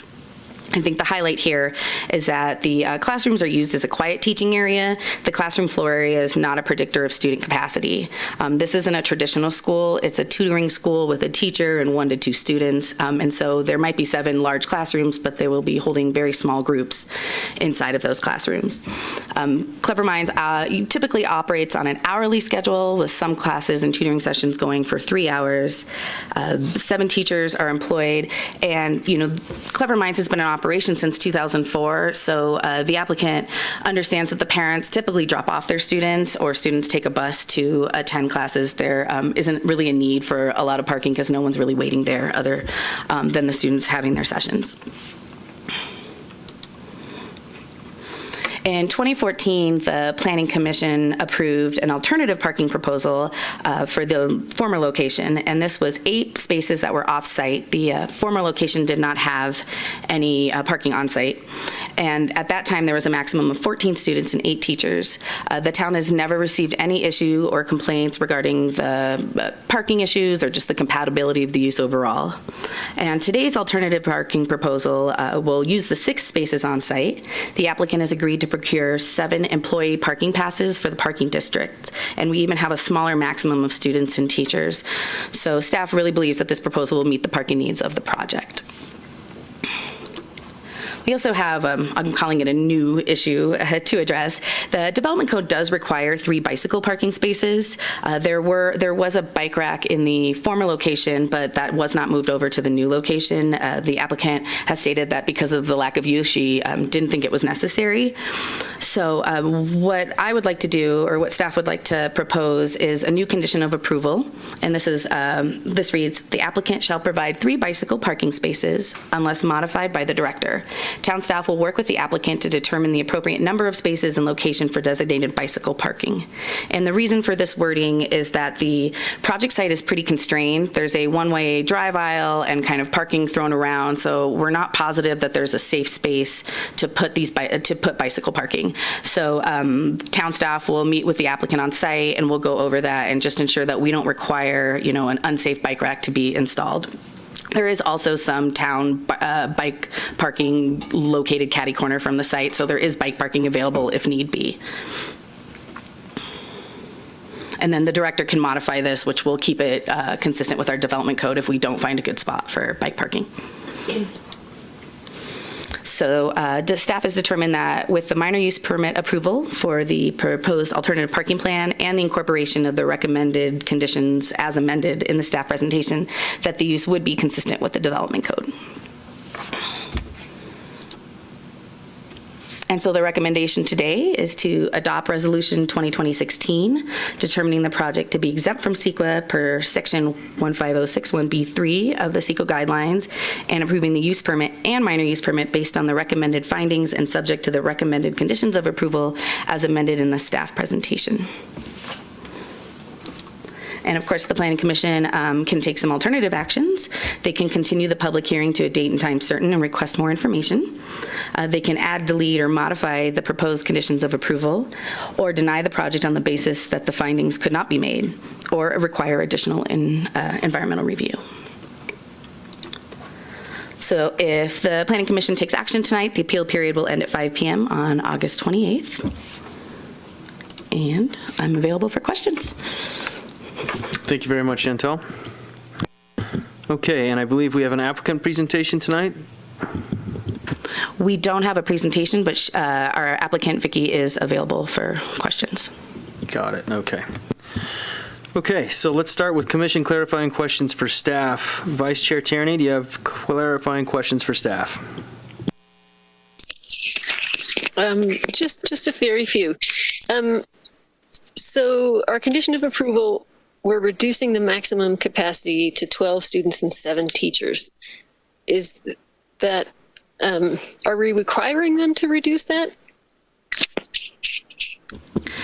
No, those are actually the numbers that the applicant, when I asked the applicant what they thought their maximum capacity was going to be, those are the numbers the applicant provided.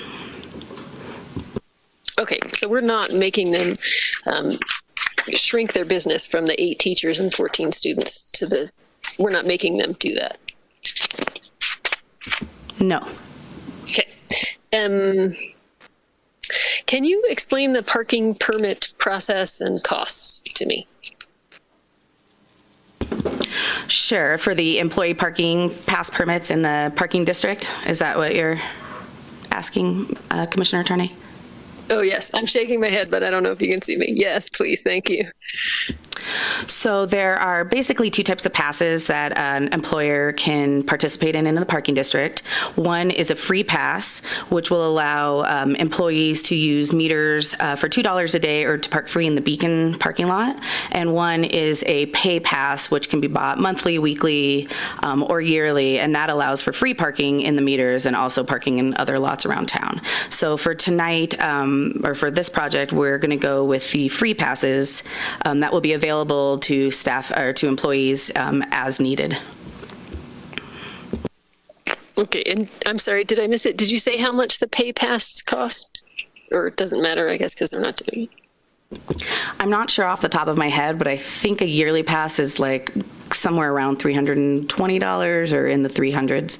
And just to note too that employees have to prove that they have these employees, I believe, using a tax form. So they only are allowed the number of employee passes as they currently have employees. Great. Okay, so that is a free thing that is available to them. So thank you. That's all. Commissioner Hall, questions, clarifying questions for staff? No, thank you for the very informative presentation. Commissioner Freeman? No questions. Commissioner Miller? No questions. Okay, commissioners, we're going to move into clarifying questions for the applicant. Vice Chair Tierney? Okay. So I just wanted to ask her the same thing. I mean, is this a reduction in business from you? Do you foresee needing to change this to get back to the level of the 8 teachers in the near future? Or I know that it's a vital business here in town and that many people use your services. So I just want to make sure we're not undercutting you. No, thank you for asking. No, the decision was mine to downsize the business and the capacity at which we were offering our services. With, COVID and whatnot, we are now offering virtual as well. So although we might offer less in our building, we can still offer more virtually to students outside of the area. But it was my decision. It wasn't, nobody made me do it, so. Perfect. That's great. I just didn't want to penalize you for parking when you've never had an issue with parking, and I didn't want to have to, that didn't seem to make sense. So I think that's really my only question. Thank you. Commissioners, do I hear any other clarifying questions for the applicant? I just had one, which I guess is kind of COVID related, and I'm just curious how the applicant sees their business changing with the distance learning at Truckee Tahoe Unified School District. Do they anticipate larger enrollment, different hours of the day, more students coming there different times, that sort of stuff?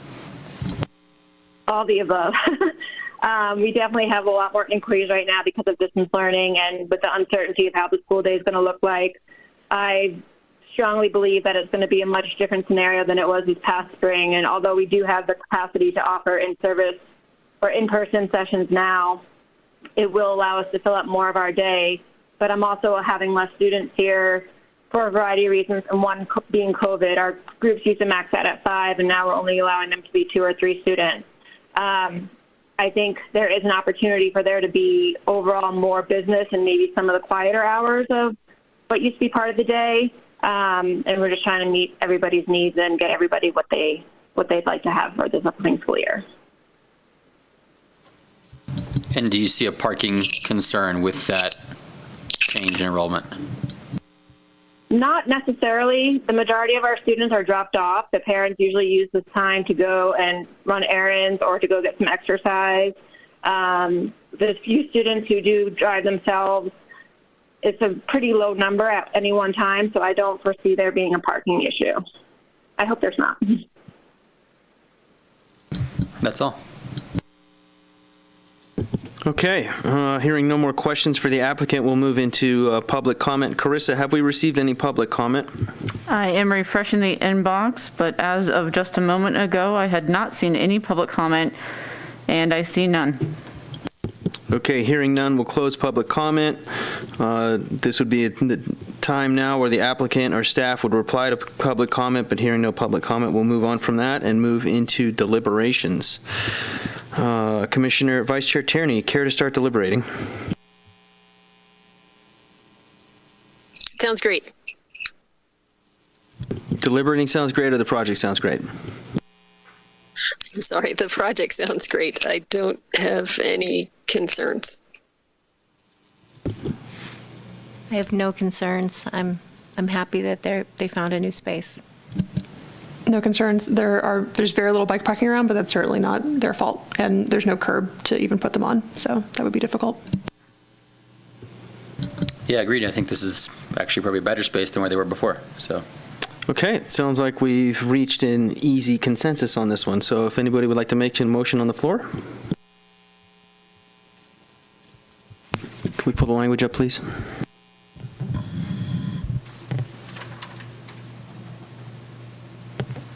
I can make a motion that we adopt Resolution 2020-16, determining the project to be exempt from CEQA per Section 15061B3 of the CEQA guidelines and approving the use permit and minor use permit based on the recommended findings and subject to the conditions of approval, as amended in the presentation. Second. We have a roll call vote, please. Chair Gove? Yes. Vice Chair Tarnay? Yes. Commissioner Hall? Yes. Commissioner Freeman? Yes. Commissioner Miller? Yes. Motion passes. Okay, we'll take a 5-minute recess now for COVID-19 protocol and to get the the applicant set up on their online presence for this next meeting, this next portion of the meeting. It is 6:43. We'll reconvene at 6:48. Dave, Mr. Gove, Chairman, can we go a little bit longer? I see a bunch of emails that have come in and I have not been able to read them. Yeah, that's fine, Commissioner Tierney. Would 10 minutes suffice, or do you think you need more time? I think 10 may do. Okay, so we have 6:43. We will be in recess for 10 minutes and reconvene at 6:53.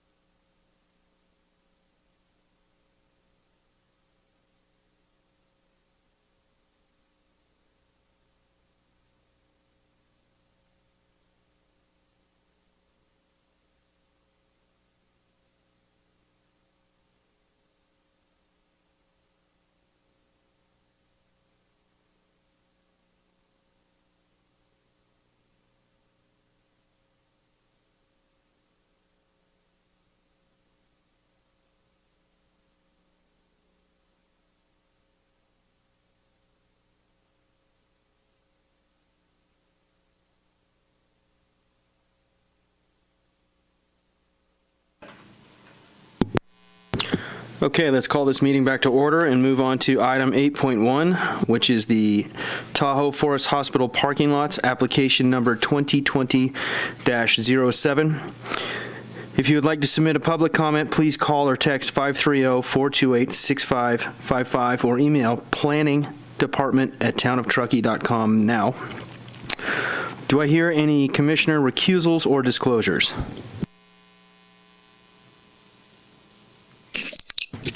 Okay, so we will move. Yesterday. I'm sorry, Susie, can you repeat yourself, please? I was just saying that I did visit the site yesterday as well, all the sites. Thank you very much. And we'll move into the staff presentation. Laura? Good evening, Commissioners. I'll give you a quick overview of the project. The applicant's proposing 3 surface parking lots, which would provide additional parking for the Tahoe Forest Hospital campus, which is in the General Commercial Zoning District. The first is called Lot P1. It's a 23-space lot that is on a vacant parcel where the old Pat and Ollie's gas station used to be at the corner of Lake and Donner Pass Road. As part of that, they're also proposing 4 parking spaces within the right-of-way on Lake Avenue. The second is Lot P3, which is a 36-space lot, which would be north of the old Gateway Center, which is the commercial office building that's north of Donner Pass Road and Lake Avenue. And the third would be Lot P4, which is a 38-space parking lot. That would be to the east of the medical office building at the Donner Pass Road and Levon Avenue intersection.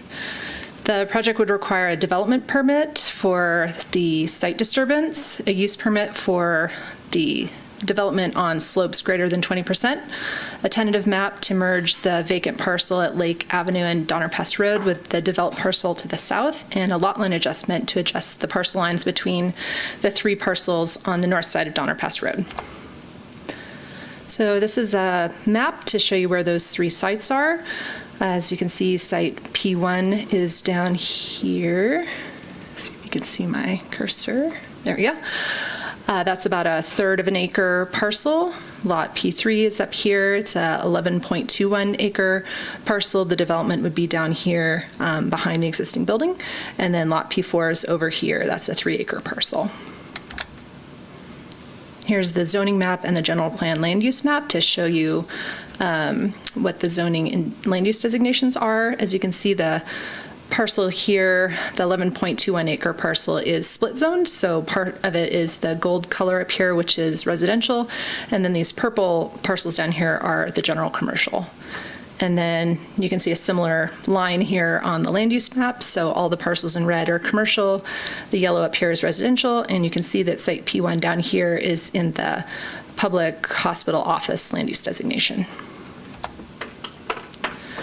Some major topics that we came up with for you to discuss tonight are the size and design of the proposed parking areas, whether those are appropriate for the sites, whether all the potential compatibility issues have been addressed through the conditions of approval, and whether the required findings for the entitlements can be made.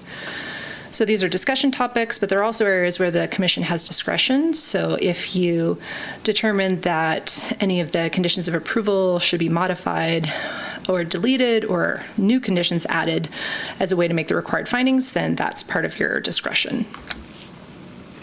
Your role tonight is to review the proposed development of the project sites for compliance with the town's policies and development standards. That includes site design, compatibility with adjacent land uses, consistency with the development code and general plan, and also to determine whether the findings to approve the entitlements can be made. The hospital district was the lead agency on the environmental document, and they adopted a mitigated negative declaration on March 20, 2020. All of the required mitigation measures that were identified as part of that document have been incorporated into the conditions of approval, so the Planning Commission does not need to take any action on the environmental review this evening. Some project background. In 1949, the hospital was founded. The original hospital building was built in 1952. It was a 10,000 square foot structure with 11 beds. In 2007, Measure C was passed. That was a bond measure to fund hospital improvements. And the hospital district prepared a facilities improvement plan that was intended to address deficiencies in building compliance and improve on their existing facilities.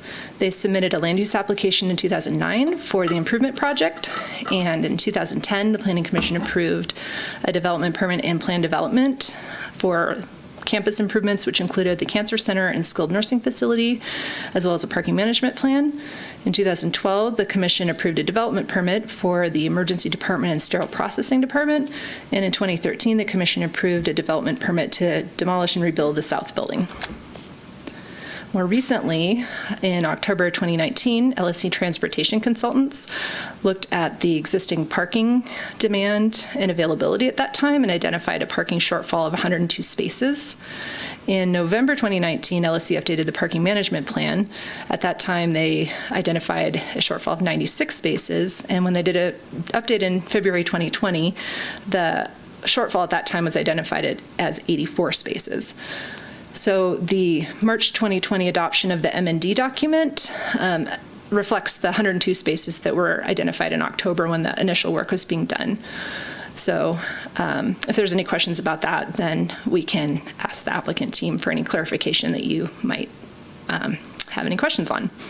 January 2020, the hospital district submitted their current application for the parking lot improvement project, and it was deemed complete for processing on June 1st. So the current project requests land use approvals for the 3 surface parking lots. That's a total of 97 spaces, and the 4 parking spaces within the public right-of-way. The first project site is P1. And as I mentioned, that's the vacant parcel where the gas station used to be. You can see the existing condition there in the photo. So 23 spaces are proposed there, with the 4 parallel parking spaces in the right-of-way, which would be here. Here's the site plan for that site. And on the right here is the tentative map that's proposed to merge the parcel up here with the developed parcel to the south. It's a flag lot, so part of it got cut off here. And there's some underlying historic lot lines that would be cleaned up as part of that merger. Site P3 is the 11.21 acre parcel. This is only showing the southern part of it where the development would be proposed. You can see the old Gateway Center here and the medical office building over here. The south portion of this site is proposed to be merged with this parcel and the adjacent one over here, which would be all those CG zoned parcels to create a single parcel through a lot line adjustment, and 36 parking spaces are proposed on site P3. There's the site plan, and there's the lot line adjustment showing how this parcel here would be split along the zoning line. This part up here would remain residential, and all of these parcels down here would be merged into a single commercial parcel. Site P4 is the 3 acre parcel that's to the east of the medical office building. The site you can see here in the photo is more sloped. It's about up to 27% slope and forested. 38 spaces are proposed on that site. There's the site plan, and the applicant team prepared this slope analysis to show where those retaining walls would be and identify the slopes on the parcel. So we can refer back to any of these diagrams as we go. The applicant team also prepared a rendering, which is down at the bottom here, showing what the site would look like with the parking lot and the existing conditions up on the top. So as I mentioned earlier, the development permit's required for projects that have more than 26,000 square feet of site disturbance. Use permit for this development of slopes that are over 20%, and the tentative map to merge that vacant parcel with the parcel to the south, and the lot line adjustment for the adjustment of the parcel lines between the 3 parcels north of Donner Pass Road. General plan consistency. The general plan has a lot of different policies, which I went into probably more in depth in the staff report than we'll cover tonight, but just to give you kind of an overview, the development's located in the public hospital and office and the commercial land use designations. So the public hospital office designation applies to areas that are occupied by Tahoe Forest Hospital, and there's also some private offices and public offices in the same area, some residential uses, and it includes the area that's immediately west of the hospital, which was intended to allow for possible expansion of the hospital or development of new uses in the area. And the commercial designation applies to existing and planned areas of commercial uses based on the location of existing commercial uses and suitability in areas close to the town core. The general plan has some specific policies related to health-related services, encourages the growth of high-wage jobs, and supports providing year-round services to local residents so that they don't need to travel to seek those services elsewhere. There's also relevant policies related to land use that talk about managing growth, meeting community goals for design, and so on. Community character, which talks about open space, preserving natural beauty, including slopes and hillsides, and tree preservation, things like that.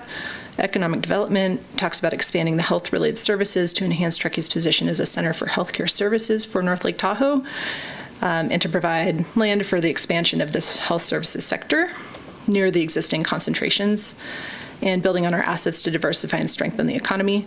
Conservation and open space talks about the preservation of slopes over 20% and prohibiting disturbance of slopes over 30 if there's other suitable areas for development with slopes that are less steep. And the circulation element talks about providing adequate parking for land uses while limiting excess off-street parking, reducing vehicle trips, energy consumption, and air pollution. Within the general plan, the Gateway neighborhood area was designated. That recognized the role of that area as a central hub for the community. There were policies that were intended to build on the centrality and community importance of the Gateway area and to enhance its character, livability, walkability, and safety for pedestrians and cyclists. So that talked about ensuring that new development supports the goals for the Gateway area, encourage retrofitting of commercial development, and improving quality of and character of development along Donner Pass Road, including encouraging pedestrian-oriented environments and facilitating walking and bicycle uses. So in terms of general plan consistency, we felt that the project was consistent with the general plan goals and policies that talk about expanding health-related services, supporting the growth of higher wage jobs, and providing year-round services. The additional parking that would be provided by these parking lots would address the important community needs that the hospital district has identified in terms of providing adequate parking for employees and visitors. And they've proposed landscaping to address aesthetic impacts, and frontage improvements are required that would improve pedestrian access. So with the incorporation of the recommended conditions of approval, we think that the compatibility issues could be addressed and that the findings to approve the project could be made. In terms of development code consistency, the zoning for the sites is general commercial, which includes that southern portion of site P3. The CG zone applies to a wide range of commercial uses and is consistent with the commercial and public hospital office land use classifications. The parking lots are considered accessory uses when it's ancillary to a principal use on the site and provides customer or public off-street parking required by the development code for the primary use. So the 3 surface lots are proposed to provide parking for the existing medical facilities consistent with that direction. In terms of development standards, there's no setbacks that are required within the CG zoning district, although they can be required by the review authority to address screening, landscaping, design guidelines, or other land use or visual compatibility issues.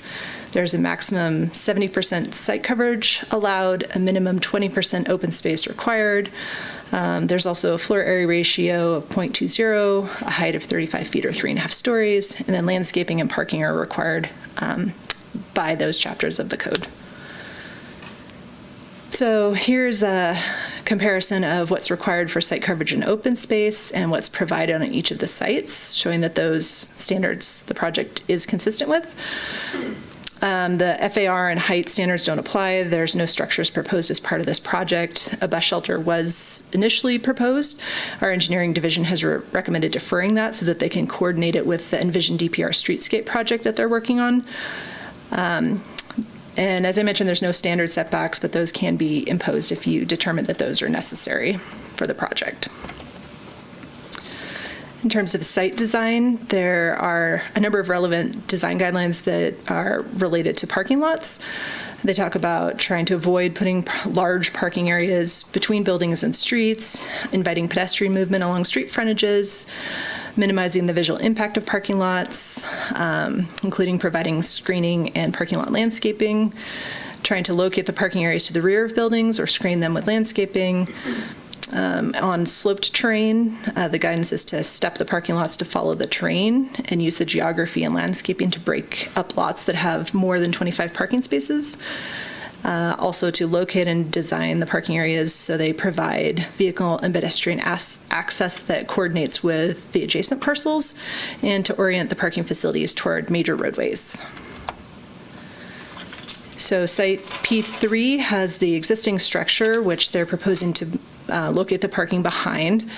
Sites P1 and P4 don't have structures that would provide similar screening, but they have proposed landscape screening to reduce those visual impacts from the public rights-of-way and from the adjacent parcels. And the applicant team has designed the new parking areas to coordinate with the existing parking areas on the adjoining parcels, and all of them are located to be oriented towards Donner Pass Road, which is the major roadway through the gateway area. And as noted in the staff report, any interim parking improvements that are made wouldn't preclude future redevelopment of the sites as part of the long-range planning efforts. The hospital district is planning to do a master plan for the hospital campus, and as was discussed in the M&D document, they also analyzed the construction of a future parking garage, which isn't part of this project but could be part of future plans. In terms of parking, as I mentioned earlier, LSC did their update to the parking management plan in February 2020. At that time, they found that the peak parking demand was 720 vehicles. Of those, 437 were employee, staff, or physician vehicles, and 282 were visitor and patient vehicles. So when they compared that to the parking supply of 636 spaces, they found a shortfall during the peak period of 84 spaces.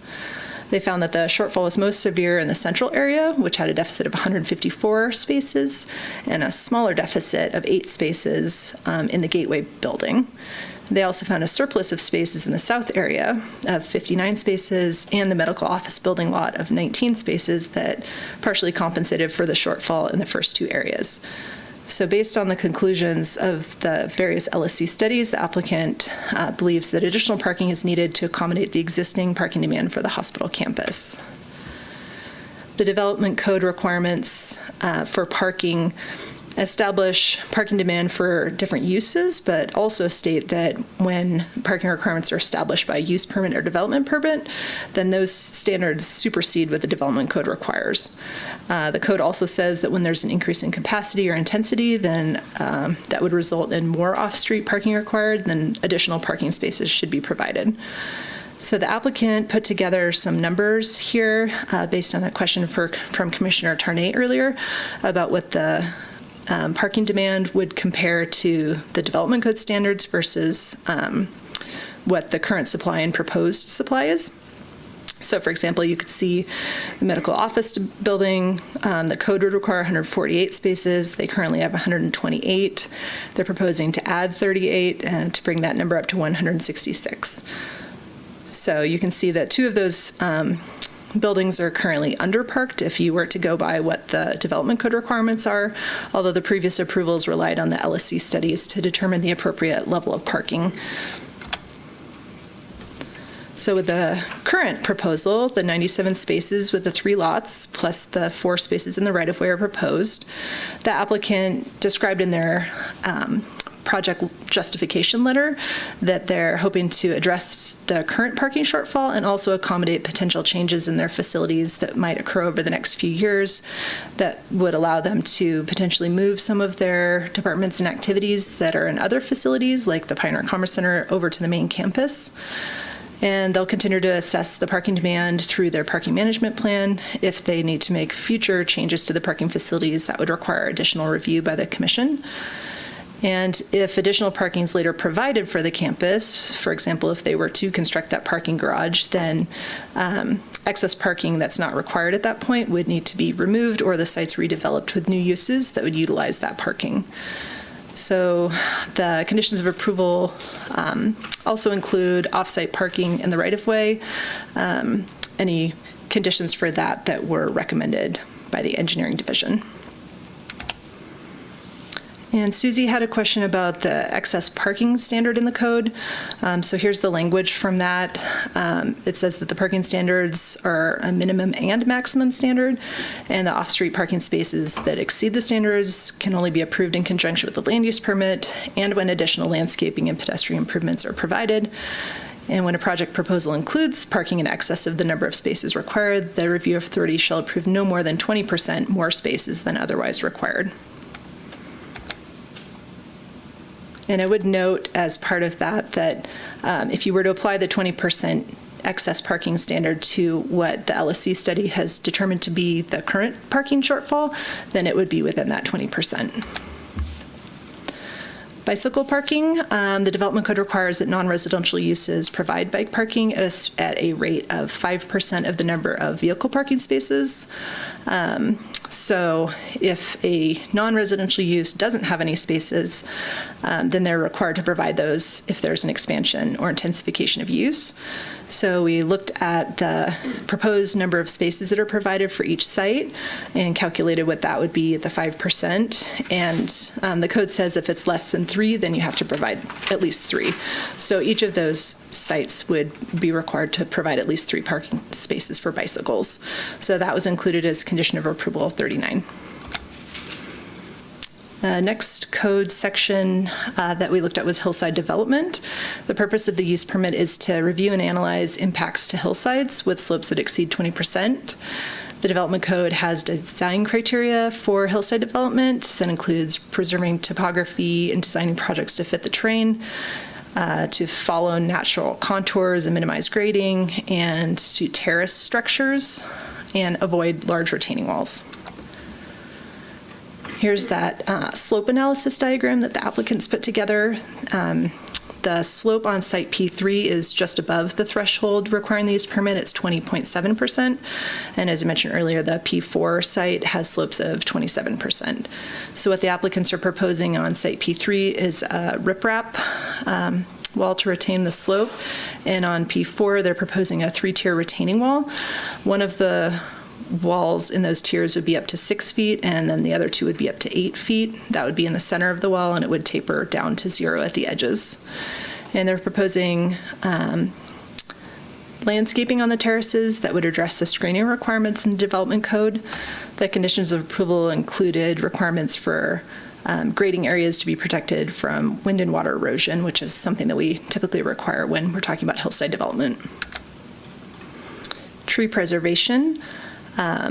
The development code requires that existing trees, especially distinctive trees that are over 24 inches DBH or greater, are preserved unless the retention of those trees would unreasonably compromise the owner's development of the land. So here's an analysis showing the existing trees on each site, how many of the trees are proposed to be retained and removed, and how many of the trees being removed are over the 24-inch DBH. So of the 15 trees on site P1, they're proposing to keep 3, remove 12, none of which are over 24-inch DBH. Site P3 has 276 trees. They're proposing to retain 235 and remove 41, 2 of which are over 24-inch DBH. And on P4, there's 442 existing trees. They're proposing to retain 303 and remove 139, 6 of which are above 24-inch DBH.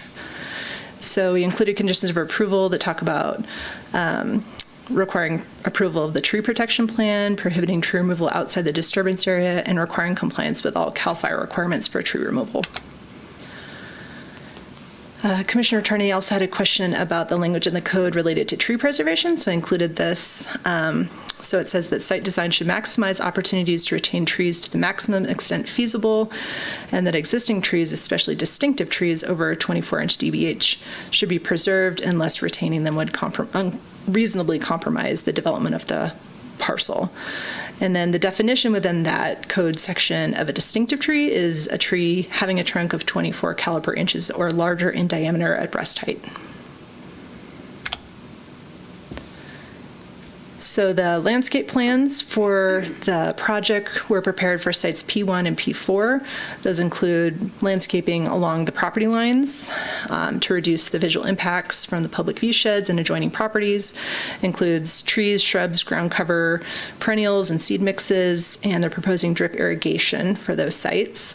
The interior and perimeter landscaping is proposed on site P1 at 6,336 square feet of landscape area and 8,869 square feet on site P4.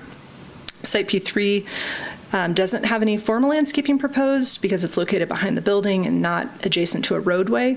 However, as mentioned earlier, the commission could require landscaping if it feels that that's necessary to meet the landscaping and screening and buffering requirements. So conditions 43 and 45 require compliance with the town's landscaping standards and screening and buffering through landscape screening. The applicant prepared a snow management plan that was submitted with the application.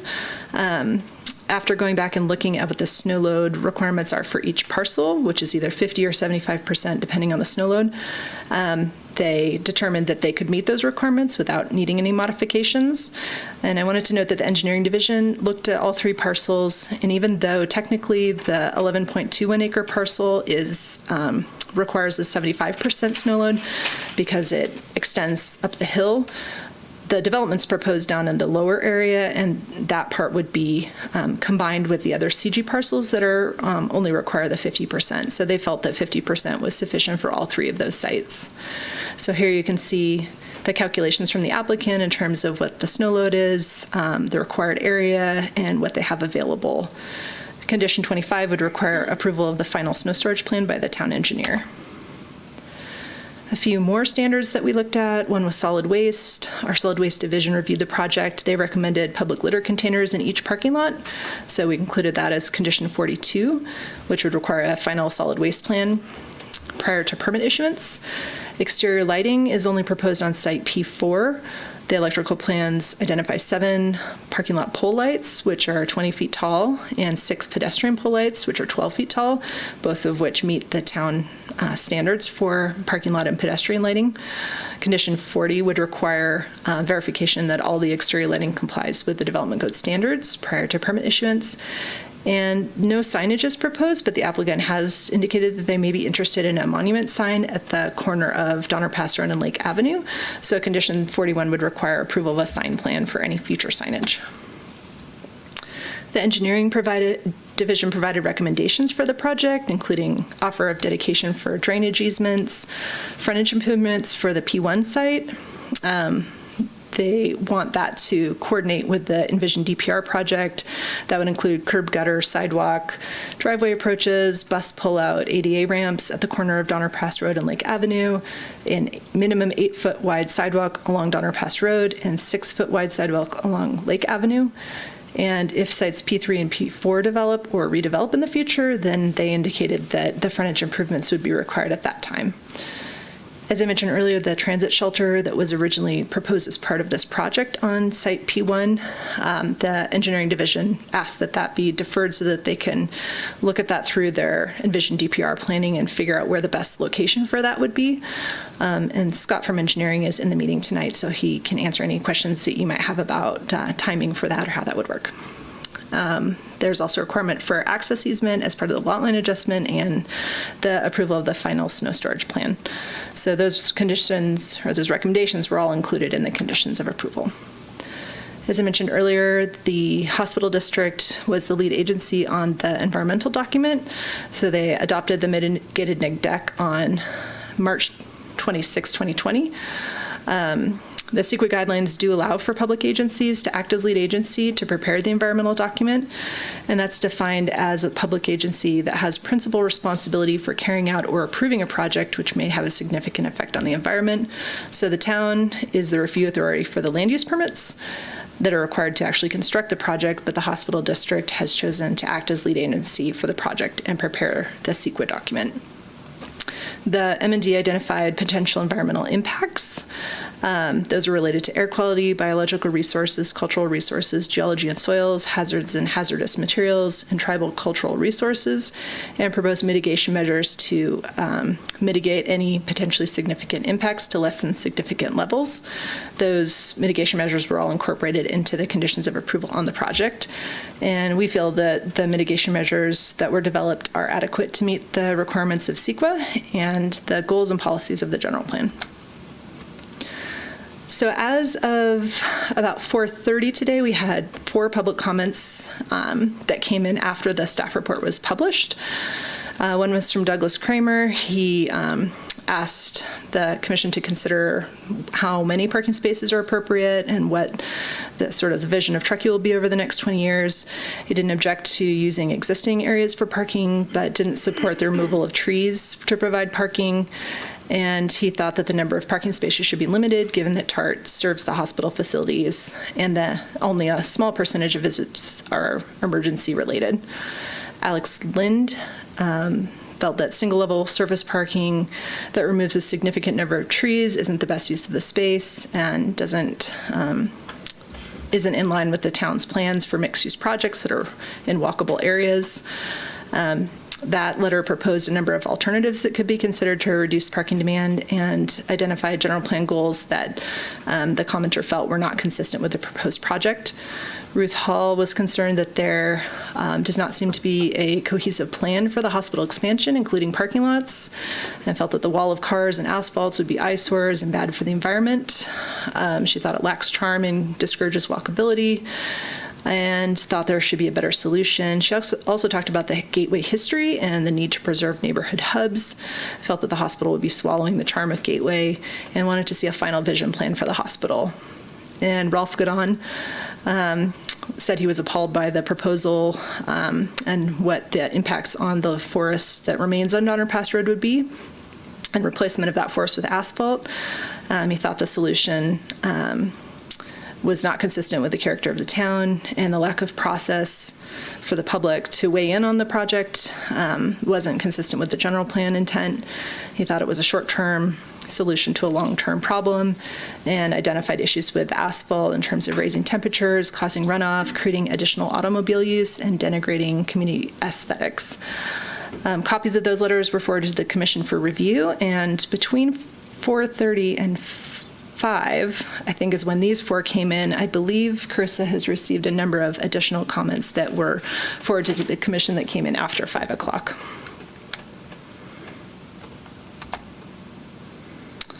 So the recommended action would be to adopt Resolution 2020-14, approving the development permit, use permit, tentative map, and lot line adjustment. The commission could also choose to modify, add, or delete any condition of approval on the project, or if you feel that the findings can't be made to approve the project, then the commission also has the discretion to deny the project on the basis that the findings can't be made. If the commission takes action tonight, the appeal period would end at 5 p.m. on August 28th, 2020. And if you have any questions for me, I'm happy to answer those. The applicant team is also in the meeting and happy to answer any questions you might have. Thank you very much, Laura. So your last statement leads me to believe that they don't have a presentation, that they're just here to answer questions. Is that correct? Carissa can confirm, but last I heard that was the case. I have not heard otherwise. Sorry, if possible, Commissioner, this is Dylan Crosby. I'd like to make a statement before the commission. Please, feel free. Thank you. Good evening, Commissioners, and thank you for your time and consideration of this application. My name is Dylan Crosby. I'm the Director of Facilities and Construction Management, as well as the Safety Officer for Tahoe Forest Hospital District. I'd like to extend our gratitude to Laura, Jenna, Danielle, the planning staff, and the engineering staff that assisted us for the duration of this project. This project has been initiated over 18 months ago, and we appreciate the direction and assistance the town staff offered in order to bring this proposal before the commission. At present time, our district finds itself in a critical shortage of parking, creating a detrimental hindrance in our community's access to care. In addition, this critical shortage creates operational inefficiencies, traffic impacts, and unintended impacts on our neighbors. The district is in constant pursuit of alternatives to on-site parking. We offer and promote such alternatives such as ride sharing, carpooling, and adequate facilities for bike storage. It is the objective of this application and the resultant 3 projects to solve this critical present-day shortfall and prepare for potential future changes. Additionally, it was the goal of our staff to minimize any possible visual impact, protect surrounding vegetation, and put the patient experience first and above all else. The 3 project sites were selected based on their location to critical outpatient service lines and their developable potential. As you've heard, the 4th site was analyzed for a parking structure, but is not included in this application. It is the intent of the district to bring this project forth at a later date. Further, the intent of the 3 project lots was to meet the critical parking needs of the hospital and the community while preserving the visual characteristics of Donner Pass Road, incorporating best practices for stormwater management, and providing increased snow storage capacity.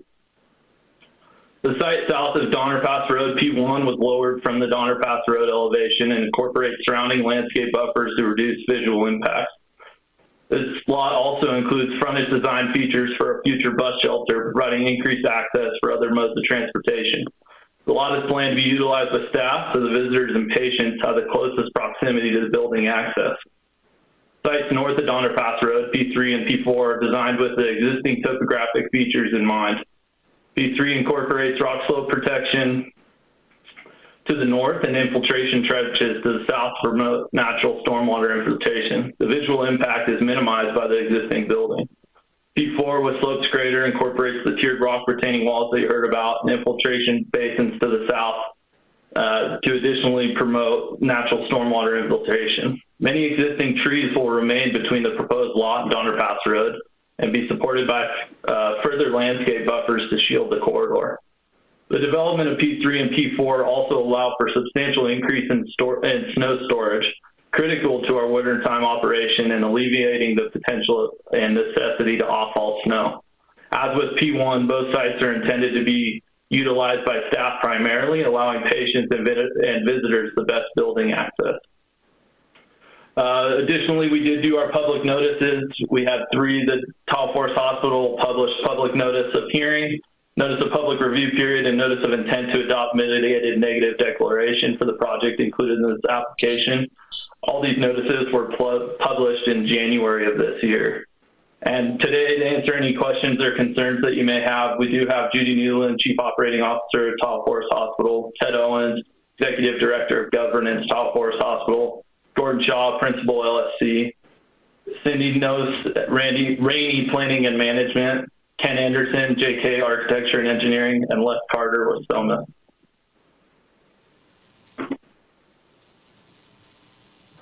Happy to take any questions. Thank you very much, Dylan. At this point, we're going to move into commission clarifying questions for staff, but I'm sure we're going to have questions for you and your team after that. So that being said, Vice Chair Tierney, I'd like you to start with clarifying questions for staff. Oh boy. Okay. Can you hear me? Is it working? Yes, thank you. Okay. First of all, I actually need to say I have more disclosure. I've spoken with members of the public about this project. Deirdre Henderson, Alex Lind, Rolf Godon, and Mike Wolf, and Nikki Riley sent me a text saying that she was sending in a comment. I was very careful to tell everyone that I am not coming in with an opinion. I am not sharing my opinion. I'm just there to hear what they say. So I needed to get that disclosure out of the way.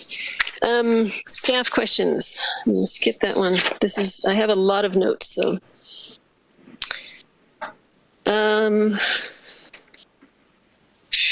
Okay. So can you tell me again why the bus shelter was deferred into a later date? Yeah, so that was a request from the engineering division so that they could coordinate that with the Envision DPR streetscape improvement project that they're working on.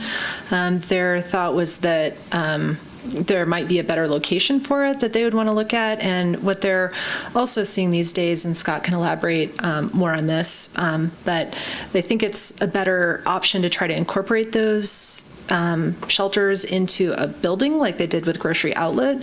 They found that that's a less expensive option to maintain. And so if there's a potential to do that with this, then that would be the preference. But I don't think that their design is far enough along to really know exactly where the best place for that would be. Like I said, Scott can elaborate more if you have other questions about that. So would there be a deadline on when that would be constructed as a condition of approval? It's not in the conditions of approval currently, but that is something I talked with Scott about, and he said we could modify the condition if you wanted to have some kind of timeframes in there. Okay. This is probably an engineering question as well, but I'm confused about the difference between this interior landscaping and perimeter landscaping. We have a requirement for interior landscaping, and I'm not seeing anything that appears to be interior in these. Right. I think what they're proposing is the perimeter landscaping and the screening and buffering. If you'd like me to pull up the site plans, we can go back to those.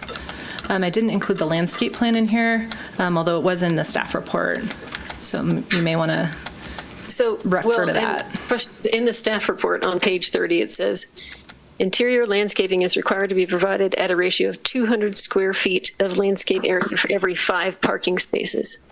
I mean, it sounds like if you have 5 parking spaces, you need some interior landscaping. Is that not true? Right, so that is a code standard from what I recall. So we can look at the parking lot configurations here. The way that the parking lots are laid out, there's not really anywhere to put interior landscaping. So that's site P4 and that's site P3 and then site P1. So they're all pretty small in terms of the size. Site P1 would probably be it's more of a square shape, so I suppose it's possible they could put a landscape island in there and be able to maneuver around it. But these other 2 sites, unless it was pushed further back into the hillside, which would require more disturbance of the slope, then it doesn't seem like there would be a way to do that with those 2 sites. But the applicant team could maybe answer that. One of the parking spaces? Okay. If you want to talk with them about what their thoughts on that are, I'm sure they'd be happy to answer that. Oops, sorry, muted. Okay. Okay, again, an engineering question. Page 34, it talks about a minimum 8-foot wide sidewalk will be required along Donner Pass Road and 6-foot sidewalk on Lake Avenue. The existing sidewalk at the MOB Medical Office Building is, I believe, 4 or 5 feet. Why do we go so big? The one that's existing there is required to have, or does have street trees between the sidewalk and the road.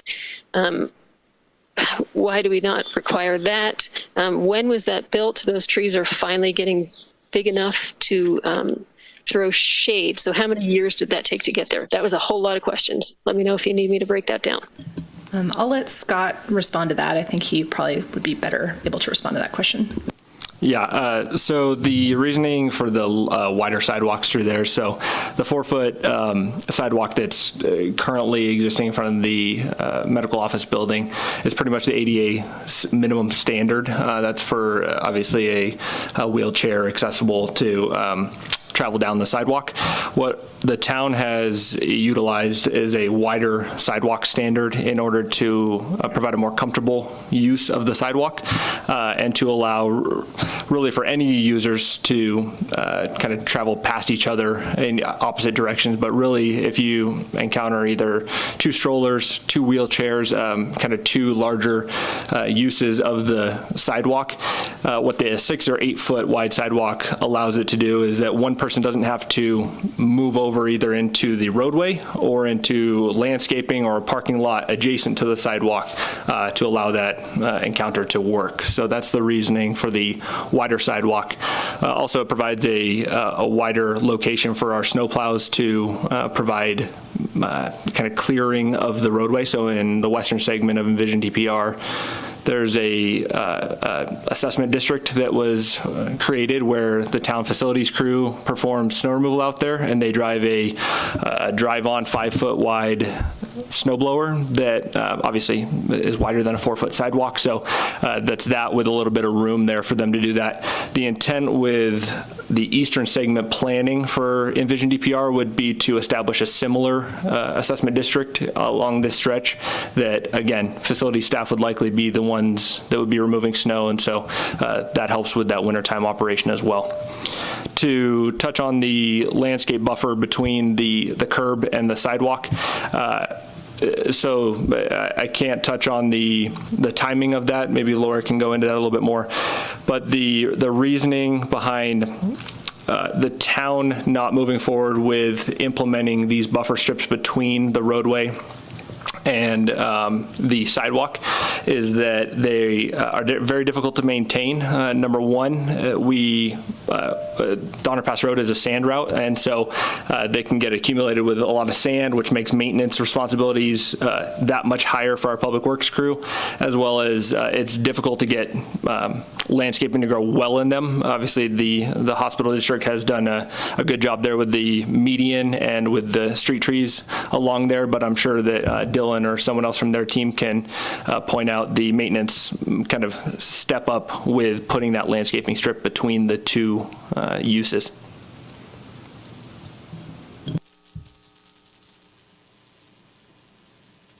And Laura, did we figure out how long has it been for those trees to actually get to a height that provides any shade?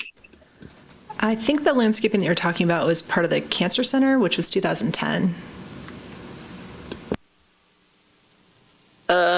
I don't know. I'm talking about the street trees in front of the medical office building and the medical office building parking lot there.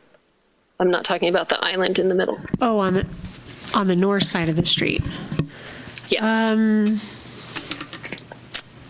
I don't know. Yeah, probably quite some time. Okay, thank you. We'll discuss that later. So on, I think it was Lake Avenue. It's different in two different places, as I found in many things for this report. But between the landscape plan and the staff report, there's a difference on whether or not they're going to remove the existing mature trees on Lake Avenue. Again, I'm trying to retain mature trees here. We need the shade relief, the carbon sequestration. Is there any way to route that sidewalk around or between the trees? We had some success last month in asking for that at Donner Lake.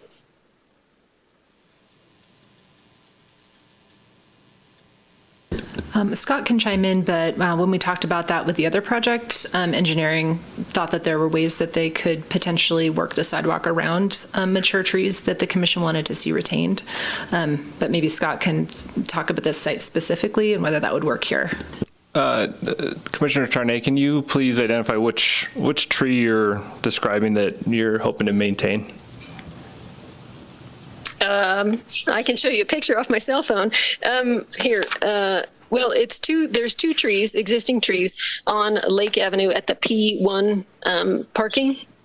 There's only two trees along that edge between the P1 parking lot and Lake Avenue. Are you talking about these two, Susie, in the view of the tentative map here? There's a tree. I'm not sure where the other one on this side. There's two or three. That's actually a double tree and an adjacent tree right next to it. That's so I don't know if the double tree counts as one or not, but there's trees there. Laura, do we have on the existing site survey? Do we have the existing trees? I don't see them on the figure 7 on page 8. Yeah, it's in the plan set. Hang on, let me figure out what page it is. Shorter answer to the question would be that there's the potential to disconnect the sidewalk from the back of the curb. Again, noting the long-term maintenance issues with having that landscaping strip between the two. However, we might run into an issue there at the bulb out on the corner where you're identifying where the crossings would be to cross Donner Pass Road and to cross Lake Avenue. So it depends on how far they are separated from that curb return there.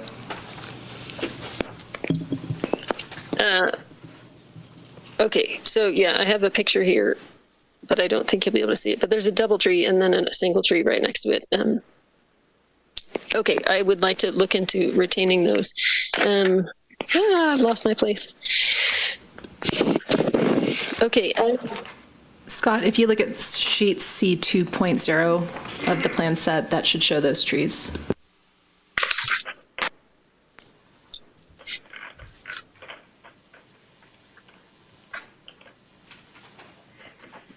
Oh yeah, I'm sorry. I actually had that written down here, C2 of the regular plans. And is that on the JKA set? Scott just took my set, so maybe he can tell us. There's also the landscape LS1, I think it retains them, and the C2 does not.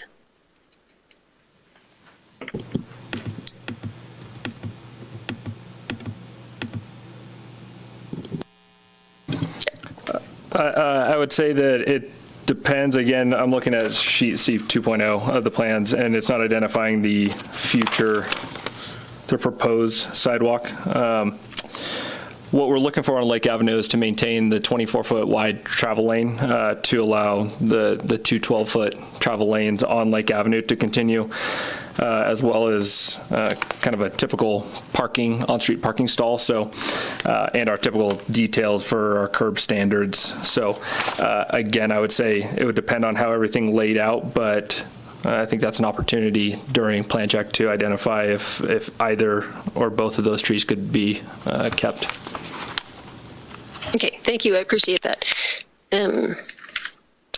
Okay, so the rockery walls on parking lot P4. Okay, I don't think we had heights on ours, but Laura's just informed us that it would be 6 feet, 8 feet, and 8 feet, I believe, at their highest. Is that traditional to have rockery walls that tall? Doesn't something need to be sort of engineered and secured above 4 feet for, I don't know, earthquake or safety standards? I could probably answer this. So yes, anything over 4 feet would need to be engineered as part of their building permit application. But there's many rock retaining walls around town. Even the most recent Rayleigh's, if you go look behind there, there's up to an 11-foot tall rock retaining wall there. So the calculations are provided by the designer or the contractor to provide those structural calculations for that reason. So it just is required to have structural calculations. There's no anchoring requirements, or how do you provide structural calculations for rocks, I guess? Yeah, that's a good question. So really it has to do with the soil type behind the rock wall. So what's common with those rockery walls is that the soil type behind them has a pretty solid foundation where it likely can hold up by itself. And the rockery walls are really put there to add that extra support. Again, there are structural engineers and contractors out there that do these specific calculations, and they provide the soil type, their design details to make sure that it's free draining, so that you're not getting any poor water pressure buildup behind it. So there's a lot that goes into it that's required to get their building permits. Okay, thank you for clarifying that. So does the town not have any requirements for electric vehicle charging in surface lots? There's building code requirements to provide at least the infrastructure, and I'm not sure what the trigger is for providing the actual charging stations versus just the infrastructure. But that's something that would be required through the building permit if it's applicable to these parking lots. I don't understand. When you say building permit, does that apply if they're not building a building? Well, likely this would be grading permits for this particular project. they would still have to get a permit approved by the town to do construction. They would definitely need to provide the infrastructure for charging stations, is what you're telling me. I know with commercial projects that that's a requirement. I'm not sure when you're just looking at new parking lots what the trigger is for that, but our chief building official would identify if that's something that is required.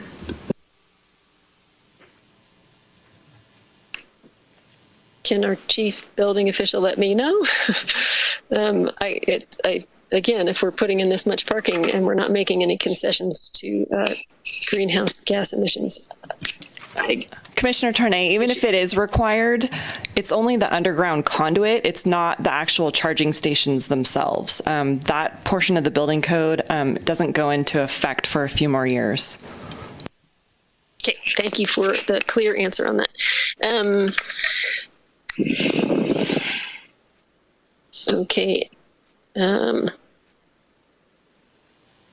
So I do want to thank you for putting up the regulation about excess parking and emphasizing that the review authority shall approve no more than 20% more spaces than otherwise required.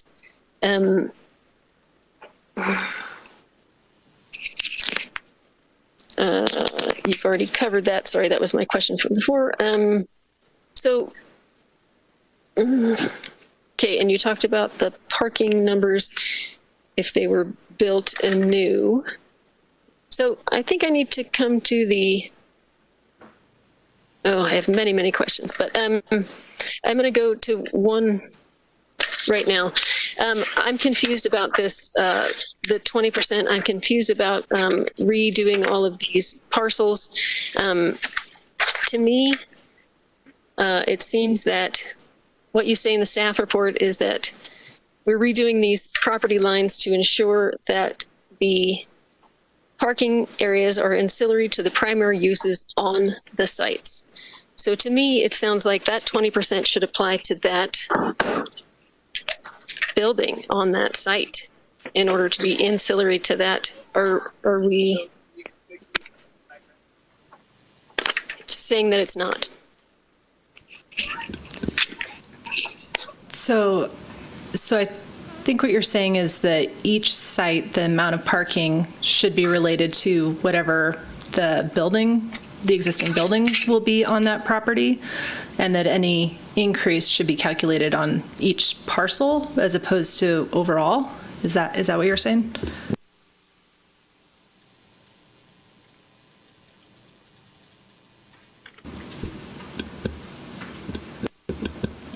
We can't hear you. You're on mute.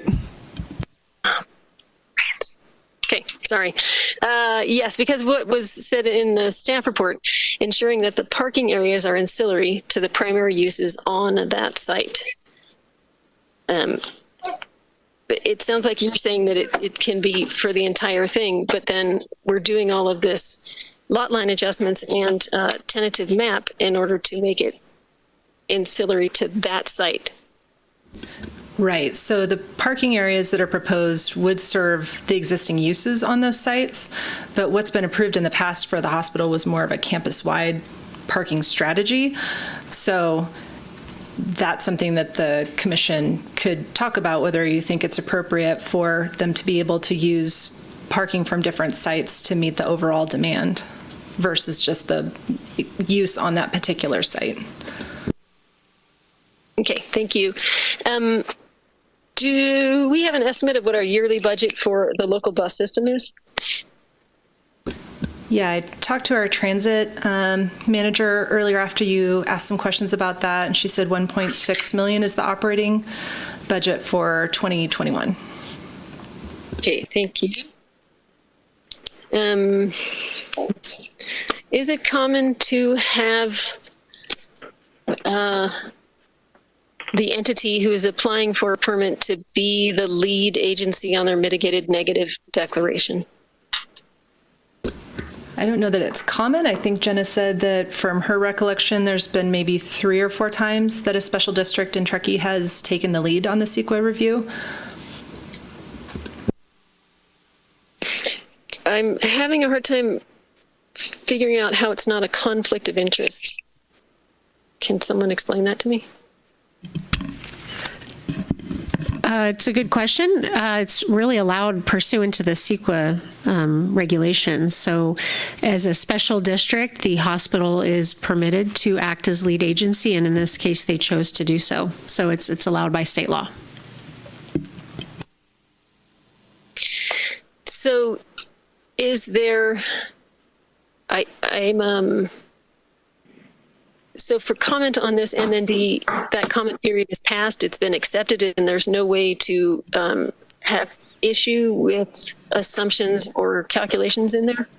Correct. The comment period ended back on March 26th, and then the statute of limitations would have run 30 days past April 8th. So at this point, the document is certified and cannot be challenged. And did you, as staff, send out direct notification to Planning Commission members that that was happening and that this was a potential project that was coming to us in the near future? No, we did not. That's actually not part of the process that we've had established for CEQA review, though it is something we could certainly consider doing in the future if the council directs us to. Yeah, I'm not sure how, as a planning commissioner, we're supposed to know all of these MNDs that are out for comment if there's not direct notification. But okay, moving on. I see a bunch of, that's my dog. I see some discrepancies in numbers between the staff report and the mitigated negative declaration. Do we, which takes precedence? Which numbers are you referring to? Numbers of trees on parcels. So the staff report was based on what was submitted in the application submittal that was prepared by the applicant team. Potentially they could talk about any discrepancies between what was shown on their plans and what was in the MND.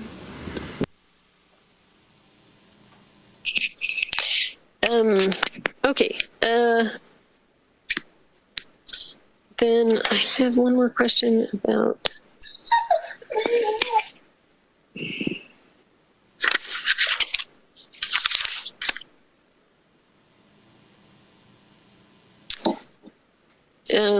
it's gonna shoot. It's for the applicant.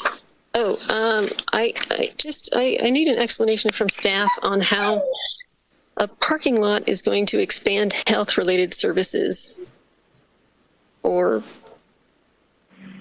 support and strengthen the local economy. Well, in this case, the parking's proposed both to address the existing need and to allow for some modifications to the hospital district's operations. So that might be a good question for their team. They might have more information on how they foresee that working. I'm sorry, this is the first time we've heard anything about modification of hospital uses or intensities. That isn't anywhere in that. The staff report talked about how part of the reason that they're requesting it is to have that flexibility to move some of their operations from different facilities over to the campus.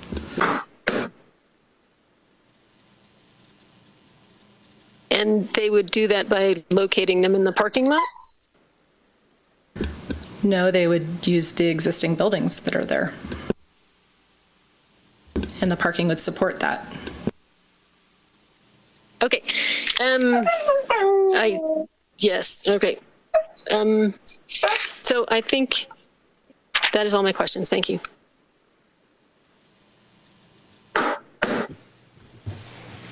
Commissioner Hall, questions for the applicant, clarifying questions for the applicant. I'm sorry, pardon me, staff. I stand corrected. I just wanted to ask about sites. Okay, so the Tahoe Forest Hospital Master Plan, I have not reviewed that in its entirety. But my question is, in terms of the current general plan process, which I have been involved in, but I'm not completely up to speed on this piece. Have there been sites identified for large parking areas? I'm struggling with these 3 disjointed sites and not looking at like a more connected one site versus 3. Has anything been identified? So as part of the general plan update, we have not yet gotten to the discussion that could focus on kind of the hospital campus, though over the past several years, we've talked with them about having a greater planning effort as part of the general plan update. We've also, over probably the last 3 years, talked with the hospital about preparing a master plan for the entire campus that would address, amongst other things, parking, land use, flexibility, et cetera. That is something that they're kind of in the early stages of pursuing, but that's not prepared or developed fully at this point. Right. Okay. So there was one visual sim in the staff report, and I believe that was the only visual sim in the mitigated neg deck. Why, if we're going to make findings on consistency with the general plan and community character and that sort of thing, I feel like you can't do that without being able to see it. I mean, certainly one of your options this evening is if you feel like either we or the applicant team haven't provided the commission with enough information to make a decision, you can continue tonight's hearing and direct us and/or the hospital district to provide that info to you at a future point. Okay, thank you.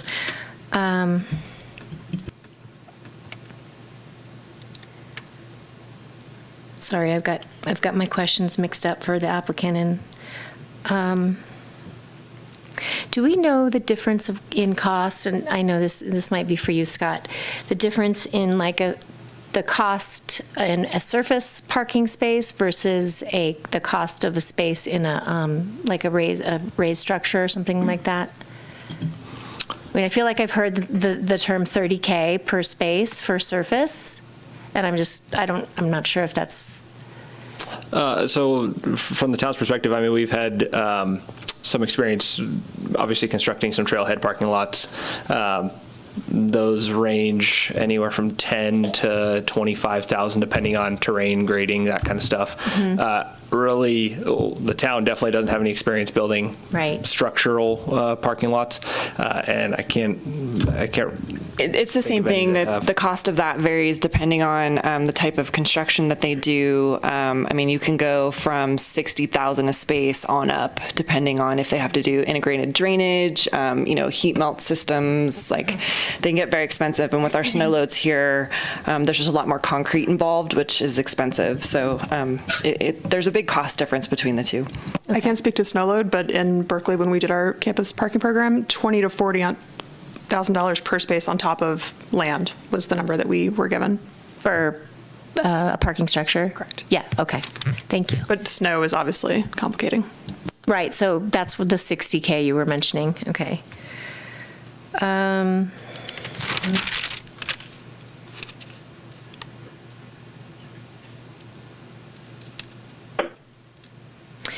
So for the P4 site, is there plenty of room in front of that for a structure? It looks tighter than the other ones, and I'm just curious it feels like that would be the intent, to build a structure in front of that, but it looks so tight or did they just scoot it back like that for visual screening?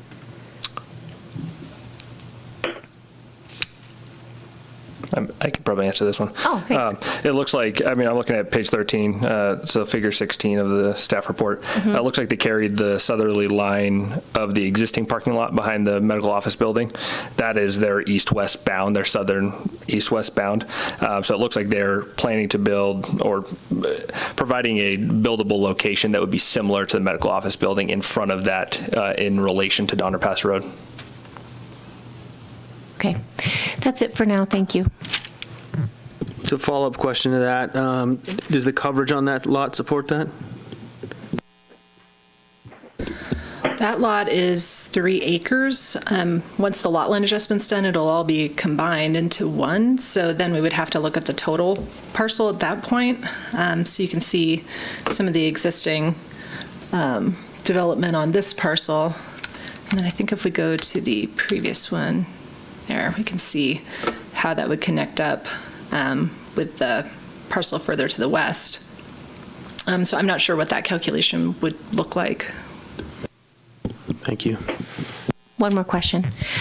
What sort of traffic mitigation fees are attached to this project? What's the amount? I'll let Scott take that one. Okay. So traffic mitigation fees are, traffic impact fees are related to development of buildings in this case. And in this scenario, they're not adding any square footages of buildings. So there wouldn't be a traffic impact fee that would be associated with this project. Because you're saying they're not adding vehicle trips? Correct. So when the hospital district, say they developed the cancer center, they paid their traffic impact fees and their facilities impact fees and all the rest of their fees at that time. And so this is, providing additional parking for their existing uses, but not adding any additional square footage or any additional usable area, which would increase the amount of traffic that would be impacting the roadways. Got it. Thank you. Commissioner Freeman, clarifying questions for staff. Inside this MND, there's a proposal for site P2, which is the parking structure on Levant Ave. I'm curious, how far has the hospital gone with presenting that to staff at the town?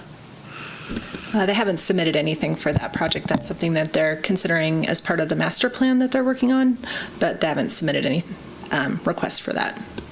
Okay. But we are aware of it and have been for some time. Not to get into deliberation, but it's a structure that's 175 spaces that's not on a main corridor. That sure seems like would more than satisfy the parking need. Okay. Commissioner Miller? Thank you already for having answered my questions about the parking study methodology. In some full disclosures, I did speak with my neighbors, Lisa and Steve Frisch, about this, and I drove past the project site today, and I put myself through grad school in the planning program at Cal by doing a downtown parking study.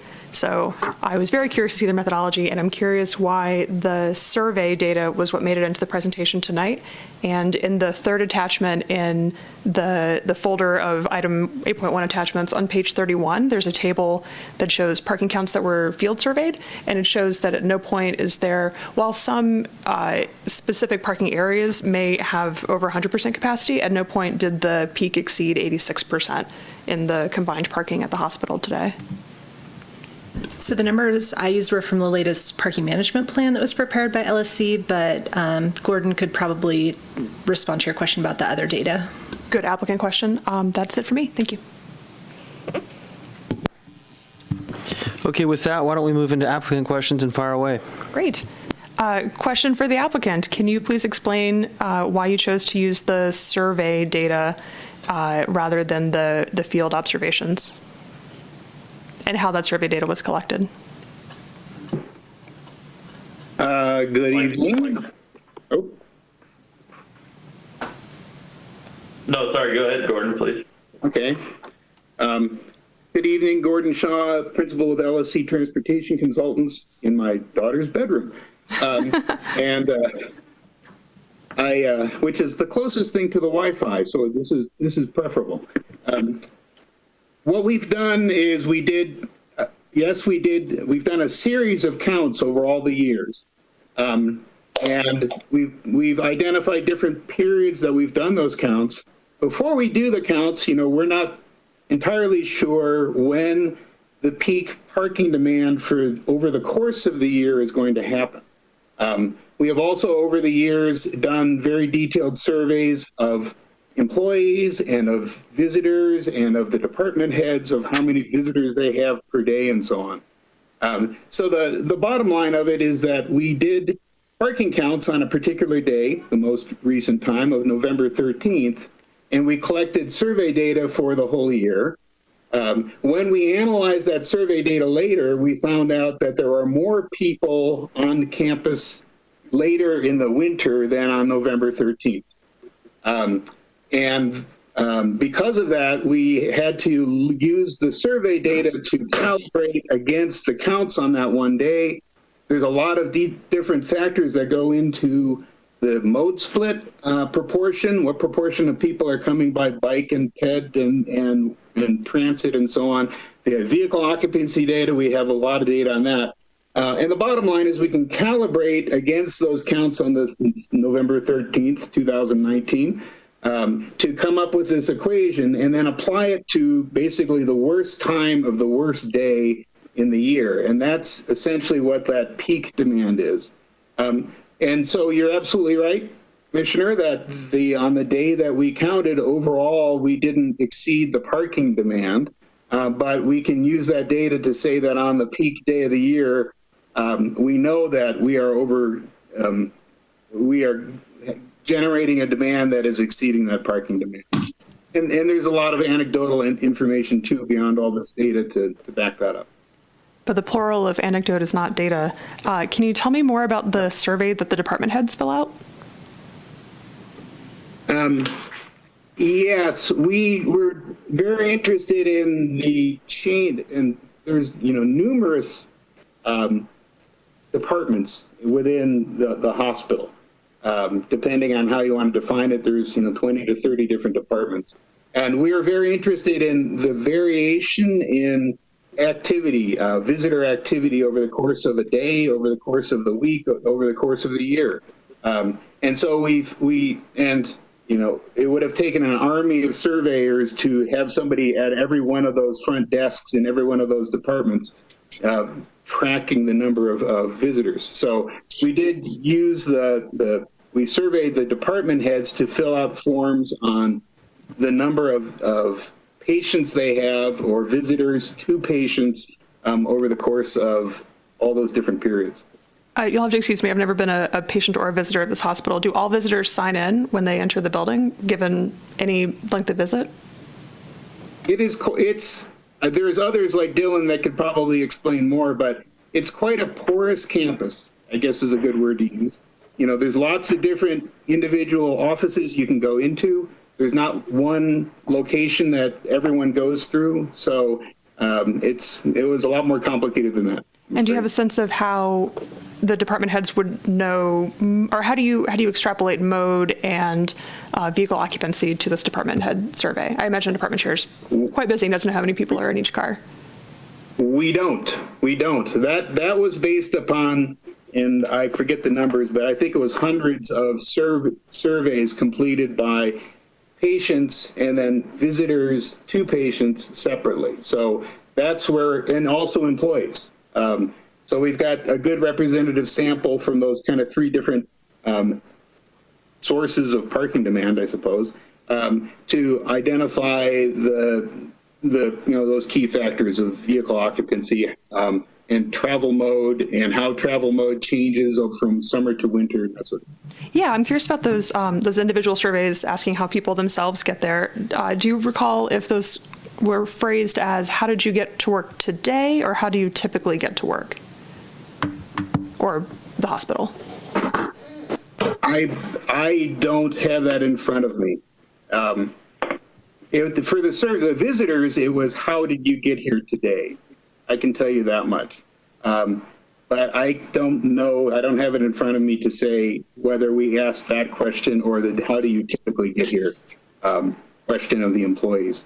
I will just throw in that it was kind of heartening to see that about 10% of the employees got there by non-auto means, even in a part of the world that can sometimes be a challenge to walk or bike. We had 4% walking, we had 5% biking in the summer. Of course, those numbers go way down in the winter to really a total of 1%, unfortunately. So, which is why our winter parking demand is kind of our crunch time. That makes sense. And I understand we're quite in the weeds. Thank you for joining me down here in the weedy part. And I understand that this is not a question for you, and maybe you might need to pass it off. But the speaker who gave the comment earlier mentioned ride sharing, carpooling, and bike facilities. And now I would like to ask about each of those. Are ride sharing and carpooling distinct? Is ride sharing Lyft and Uber? What was meant by those words? So currently we offer to our employees via our intranet, our employee website, opportunities for employees to couple and carpool to work together. Can you comment on the participation rate in that program and how it's marketed to staff? Sure. So we educate staff on that upon arrival, as well as additionally throughout the year.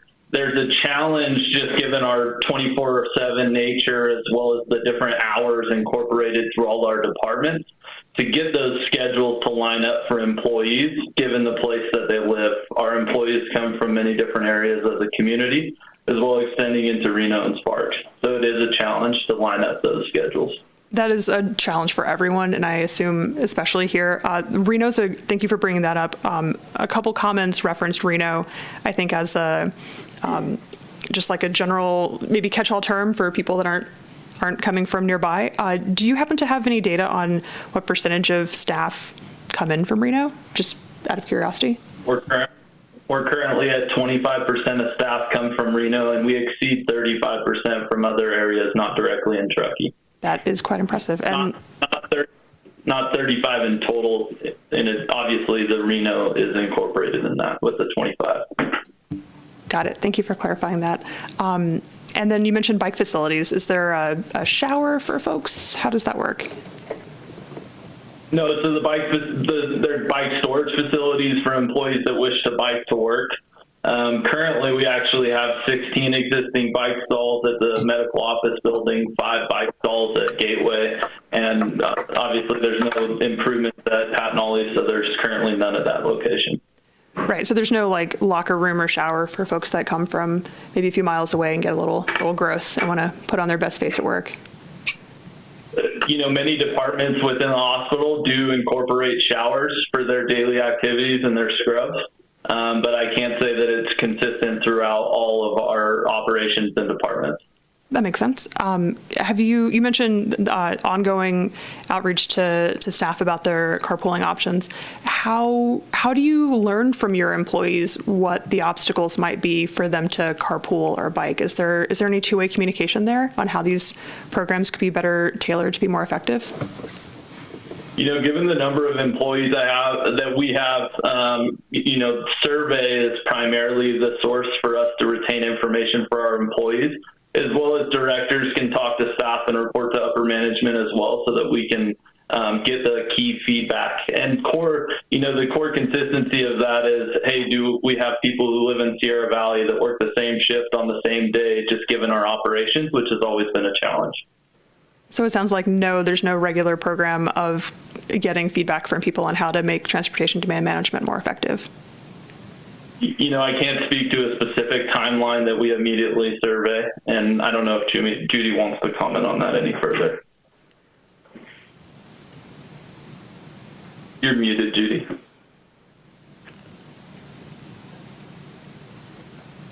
So actually, we do have a process. So first of all, we did utilize, we have what we call annual town hall meetings in which staff participate. And actually, parking has come up many times. And then how do we improve parking? How do we encourage staff to use other modes of modality? So we do have a team that's very interested in that. And we do have what we call our our stewardship team that meet quarterly, that really talk about not just trash, et cetera, but again, how do we get people to ride their bikes? How do we get sharing of carpooling, et cetera? And the intranet site that we actually have and put up for carpooling actually came from the staff. They requested that, how can they contact other people? And so they actually were the ones that recommended that.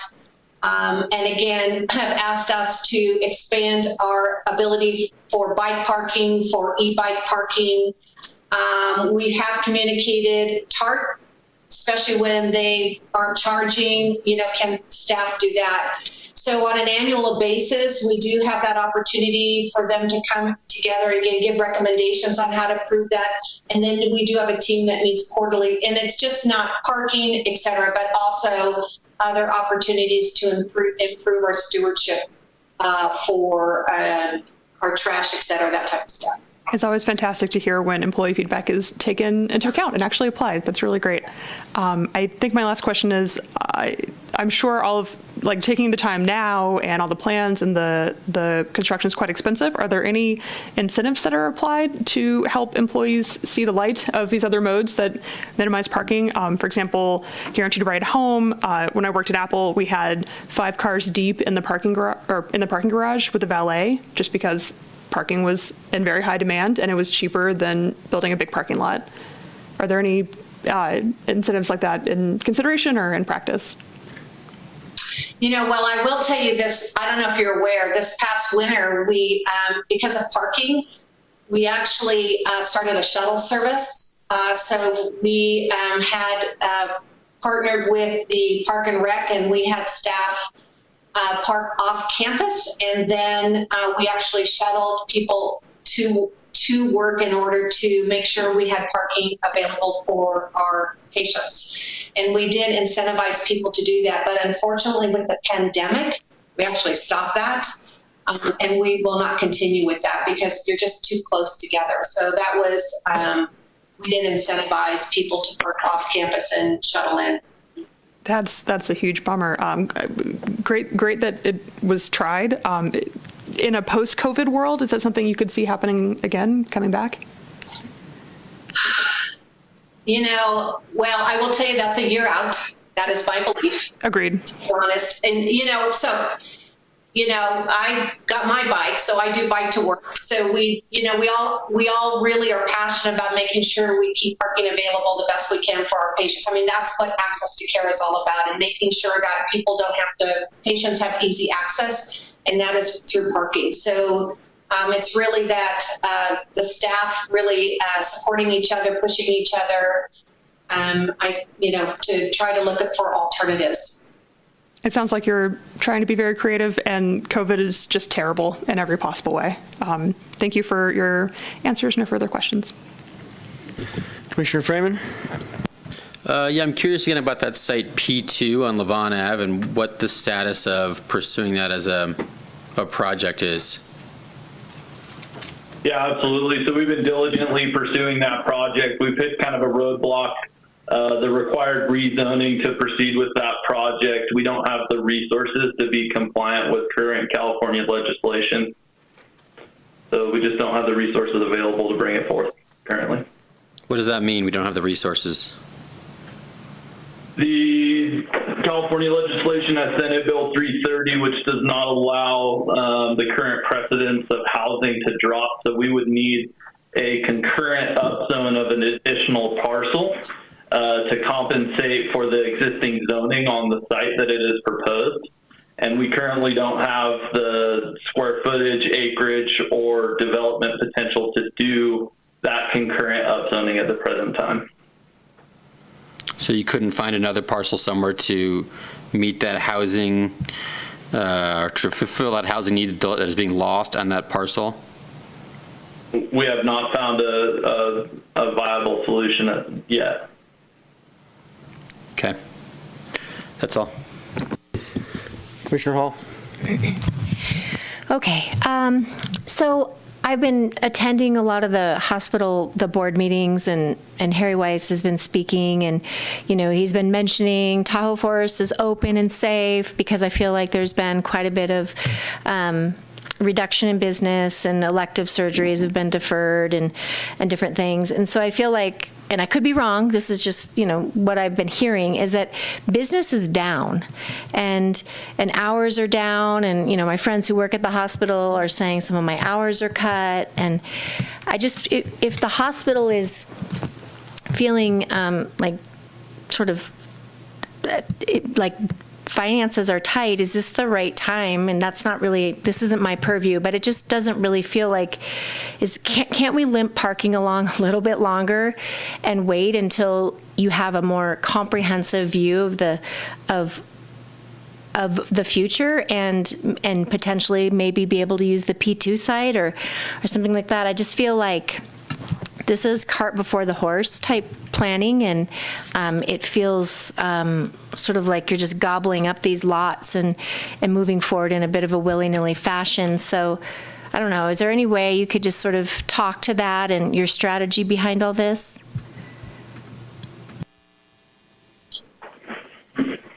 I'm happy to jump in and talk about the future. And, it's interesting, 2 years ago, year and a half ago, probably our biggest complaint by patients in this community was access to care and parking.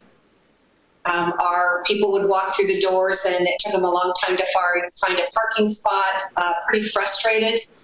And to be honest, that's probably one of our top priorities, is again, parking for the patients and access to care. So until the pandemic, we recognized that we definitely are challenged. And so we have the pandemic, and we did have for 2 or 3 months where, we closed a lot of our services. We have staff that work remotely, but in May we began to reopen. And I believe that we are comfortable in saying we are nearly back to normal. We are back to normal. We have our volumes are up. Actually, we are busier in our in-house than we have been in a long time. That's not to the pandemic. I think that's just we now have a lot of visitors. We have a lot of people in the community that are visiting us or staying here. Our laboratory services, our diagnostic imaging services are back up to normal. Our surgical services, our clinics are back up to normal. And so I'm hesitant to think that we are not, and again, the people trying to access care, trying to get through the doors, able to find a parking space is challenging. We've had some complaints of that recently. And so I think that we would not be thinking correctly if we think that we're that slow. And I don't think today that the staff would say that they are not getting the hours they need. I believe actually we provided the hours and for our staff. So no, I think that we could wait a year and make the assumption that we won't need those spaces when prior to the pandemic we did. People did need that access and needed to be able to park closer to the hospital or to where they're getting care, which is the clinics. Thank you. Vice Chair Tierney, clarifying questions for the applicant. Just real quick, Dave, my last name is Tarnay, not Tierney, but I apologize. that's all right. So I am also in a strange spot because of COVID. I'm on my front porch with the light blaring at me. So it's hard to see now. Forgive me for squinting and doing this. Okay, so I don't have any order to my questions. Sorry, they're a bit willy-nilly here. But for members of the hospital district, have you guys ever considered campus e-bikes? We have, and incorporated some on campus through a third-party service. Okay, and do they operate all year, just the summer? I've never seen one. Just through the summer, given the pandemic, we had other priorities that we had to prioritize, so we were unable to get those deployed this year. But they were installed 2 years ago, and they're right in front of the cancer center. And they just operate in the summer. The winter time conditions don't allow for their use presently. Is that a similar system to what they have at the PUD and the airport? I'm not 100% familiar with the system they use. Okay, so it's not a coordinated effort where it's a bike that can be returned at different places in town. This is Ted Owens. Can you hear me? It can be. I'll let Ted speak to that.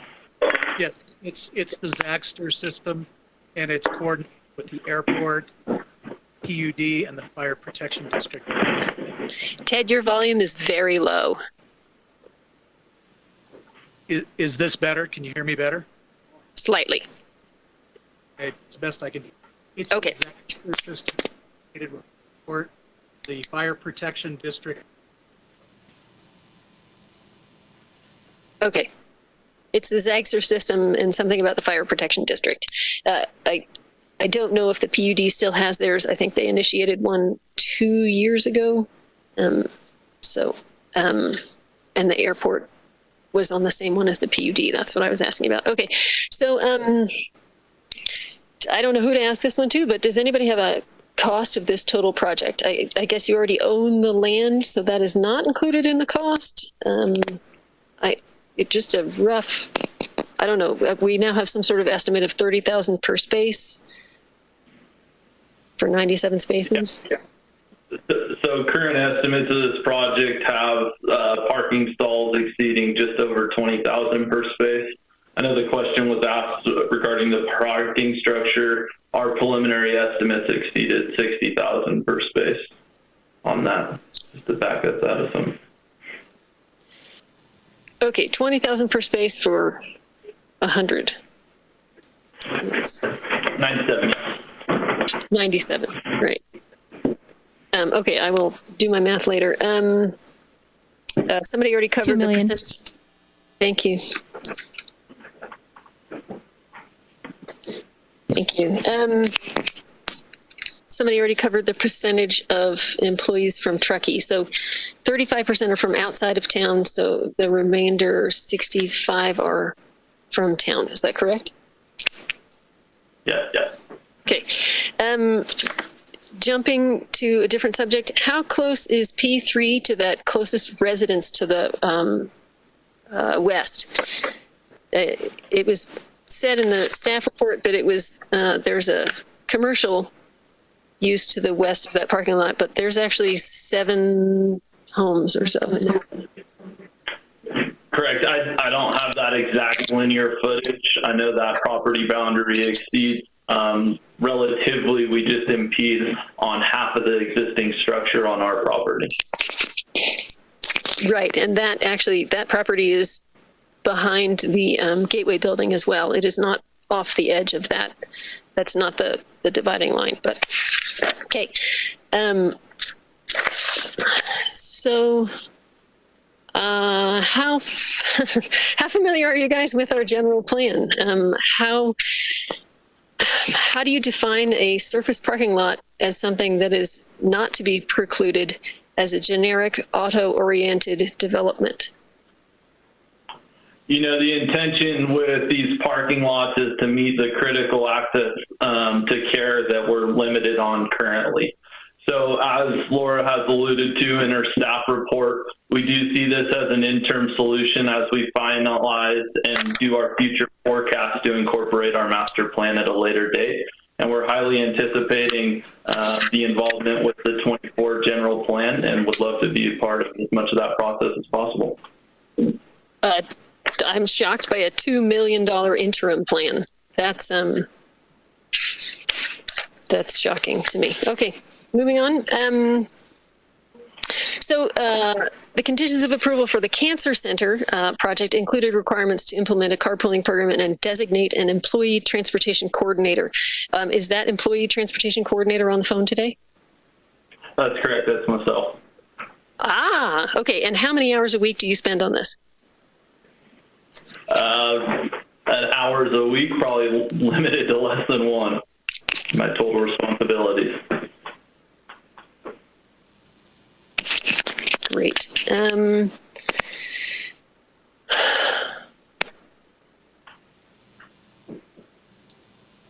Okay. These are hard questions. Again, the general plan requires that the project shall be designed to fit the terrain rather than altering the terrain to fit the project. How would you address that? You know, I think in the development code, there's specific standards for hillside development, and we've tried with the best intention to incorporate that in our design and meet the necessities of fill and permit. So earlier today, I had asked about the distinctive trees, the ones of 24 inches diameter breast height, and I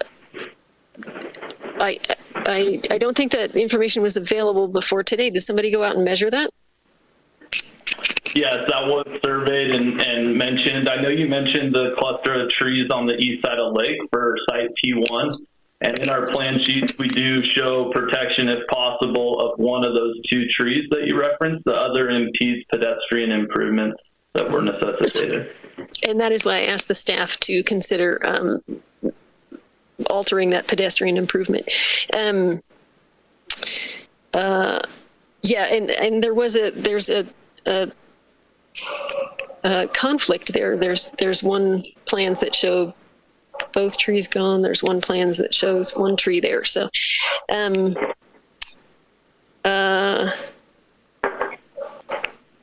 I just have some questions about these conflicts in numbers between the mitigated negative declaration and the staff report. The numbers of trees in the mitigated neg deck, the numbers of trees at the P1 was listed as 5. We now have it listed as 15, I think. And there's discontinuities in the other ones. Staff report, yeah, just the removed trees for P3 went from 41 to 45, or went from 45 down to 41, I guess. The removed trees from P4 went from 111 in the MND to 139. And the total trees in E4 went from, in the mitigated neg deck, 422 to 442. Did we have to go out and count again? What happened? This is Cindy Ganos. I'm with Rainey Planning and Management. Dylan, if you want me to answer that, I can take it. Be great. When we wrote the initial study, it was with the original plans. And as you know, as you go through the process, things change. So this was the best information available at the time that we wrote the initial study. And as they have been working with city staff and preparing their detailed plans, things get refined and things are learned and things are changed. What we need to look at in terms of consistency with the initial study is whether the conclusions of the initial study would change. And shifting the numbers slightly up on one site, down on another, and modifications like that. The initial study concludes that complying with the city's development review process and the code would reduce the impacts to less than significant. So the changes in the number of trees, although it's different, would not change the conclusions of the initial study. Okay. Something else.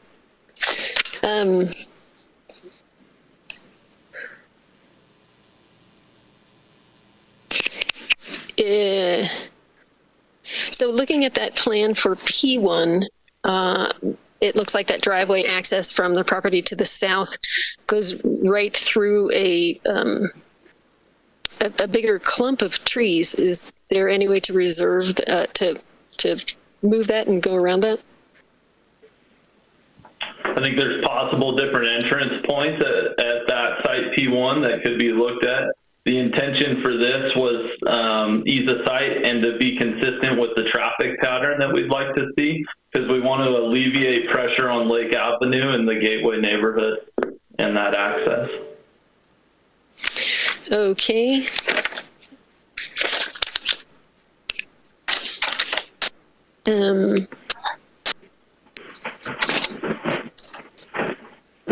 So we still have our MND representative here, right? Well, I don't know if this is mitigated neg deck or if this is the LSC, but many of the assumptions in the mitigated negative declaration rely on the fact that they're saying that this expansion of parking will not expand traffic using this site. And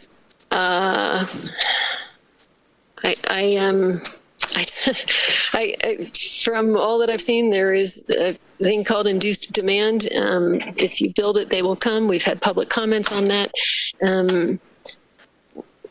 How do you, what is your justification for feeling comfortable with that in the mitigated neg deck? We may need Gordon to also chime in. We base those assumptions on the traffic and parking analysis that said it's merely a shifting of traffic from different places and not generating any new. It's accommodating existing uses rather than new. So I don't know if Gordon has more to add to that. Can you hear me? Check there. I am not aware of, I haven't reviewed the mitigated negative declaration. I did do a study, a traffic impact study for the building of these lots, as well as at the time it included the parking structure on Levon.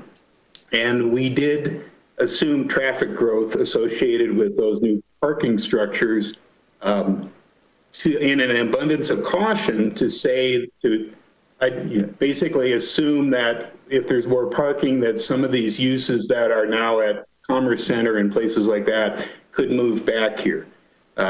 So you can sort of philosophically argue the point one way or the other, but we did identify a parking or a trip generation rate per parking space. We applied that. We added that additional traffic into the roadway, and we've traffic volumes and the intersection traffic volumes and so on, and found that the intersections along that section of Donner Pass Road still work adequately. That's interesting because I was very confused reading the MND and why there were tables for existing traffic and future traffic when in the same mitigated neg deck there said there would be no future traffic or no additional traffic due to these parking lots. So I understand and I appreciate that you have taken into account trip generation per space. And I think that there's a conflict in that. So I'll leave it at that.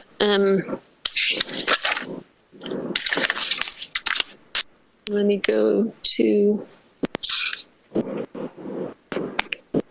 okay, and this is actually that same question about those. Okay, so I had, this is, I'm sorry, I have to backtrack a bit here. I had a question for staff about the high density housing project that we heard a lot about that was waiting for SB2 rezoning. Isn't that supposed to be in this area? Is that a property owner? Is that dead in the water? Do you mean across the street from the hospital?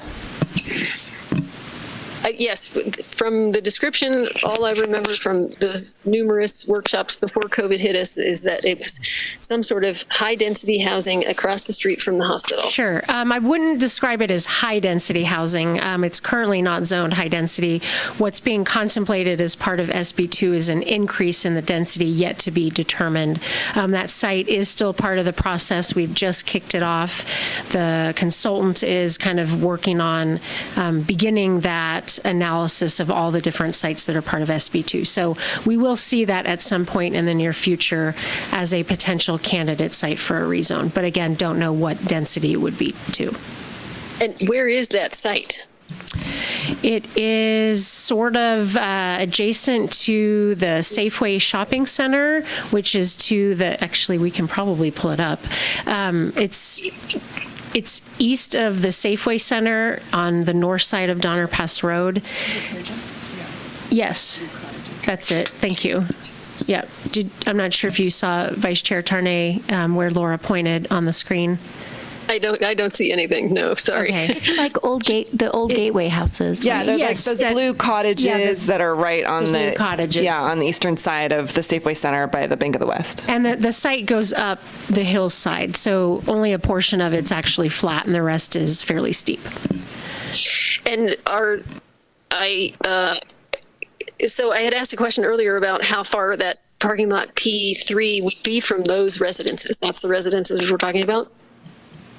It is currently part of a potential rezone, upzone. So if homes were to be established on that property, it would be, I would say, maybe a quarter, less than half a mile easily from the parking structure. I was just making sure that those were, where those houses are, those 6 or 7 houses, that's the property we're talking about? Yes, the blue cottages that are adjacent or next door to the Safeway Shopping Center. Are they vacant? I think they're pink. They're pink? I thought they were pink doors. Maybe they've been painted. There's several small cottages that are located on the north side of Donner Pass Road, east of the Safeway Shopping Center. If that's what we're all talking about, then, oh yeah, maybe they are pink, now that I think about it. That is the property that's being considered for a potential upzone. Okay, is that vacant right now, or are there residences in those current structures? I don't know if those homes are occupied or not. There's at least one, but not all of them are occupiable.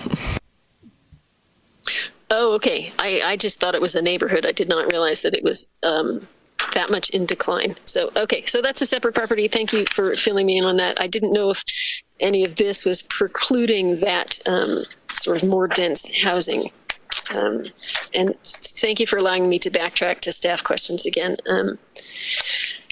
I think that's all my questions for the applicant. Thank you, Vice Chair Tarnay. I only have a couple of questions here. There's been a lot of talk on outreach to employees to encourage them to carpool and looking into ride sharing and so on and so forth. Has there been any exploration into trying to create a program for patients so that we could avoid them having to come park? I mean, have you guys looked into picking people up and kind of delivering them one by one as an easier way to try and coordinate, instead of trying to coordinate staff schedules in different areas and things like that? This is Ted Owens. Can you? Ted, you're going to have to speak a lot louder. We can barely hear you. Okay, how about this? That's good. Okay, we did do a pilot program, the TNT, Transportation Management, North Lake Tahoe. It was a pilot program sponsored by the state. Its utilization, however, was so low that the state Department of Transportation canceled the program for 6 months. But we have been trying. Okay, thanks, Ted. So I think some of us heard that, most of us at home. I'm not sure if we're able to record that, but it sounded like that it did institute a pilot program, and the utilization numbers were so low that the state canceled the program. Is that? Yeah. Okay. Yeah, that's really my only question. So at this point, we can open public comment. It looks like we did receive one public comment from the time that this has started. Is that correct, Carissa? Yes, I have forwarded the one public comment that we received during all of this to all of the commissioners, as well as Dylan as the applicant, to review. All the emails and text messages received between 4:30 and now have been shared with the applicant, as well as all planning commissioners, and will be added to the public record.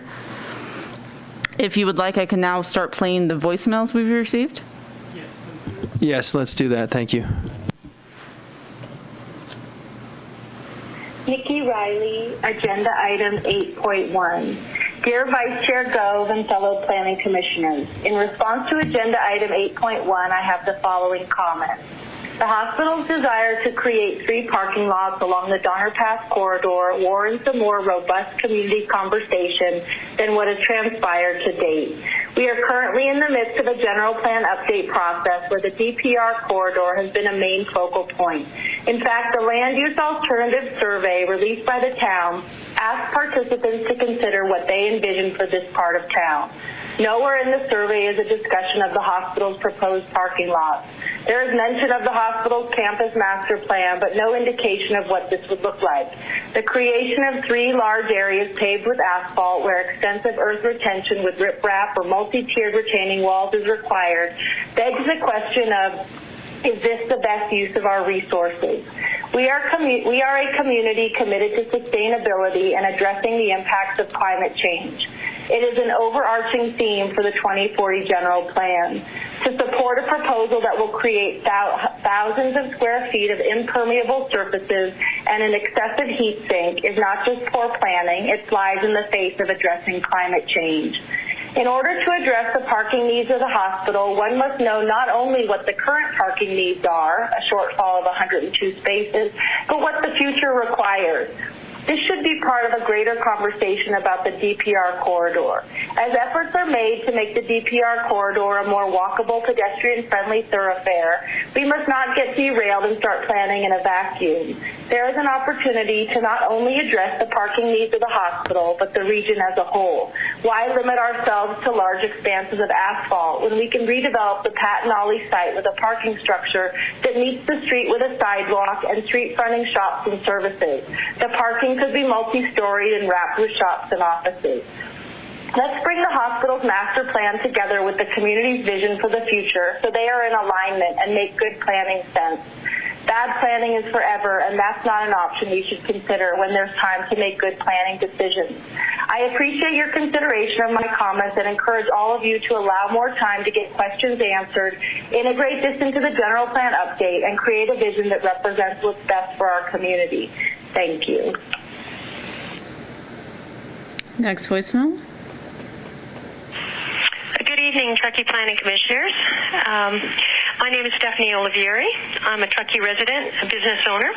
I'd like to provide comment on item 8.1. The application for 3 new parking lots is not a long-term solution, not a good long-term solution for the Tahoe Forest Hospital. The proposal will negatively impact the environment by creating a real eyesore, in my estimation, along the Donner Pass corridor and viewshed. It's also being proposed on a very steep hillside grade, removing many trees. Please do not approve this project tonight. We can do a better job accommodating growth and parking for Tahoe Forest Hospital. We need to be planning for a long-term solution and outlining a master plan for the Tahoe Forest Hospital. This just seems to me to be more piecemeal development by Tahoe Forest, and it's really unacceptable. Tahoe Forest Hospital needs to be forthcoming in what their future plans are for growth and development. Once this has been outlined for the community, we can all determine where parking should be located and what type of parking facility makes sense. Until then, creating 3 asphalt surface parking lots on steep slopes along an important gateway corridor is not the answer. Please continue this hearing when the applicant can share the plans for future growth and create an alternative that respects the character of Truckee and our environment. Thanks for taking the time to consider my comments tonight.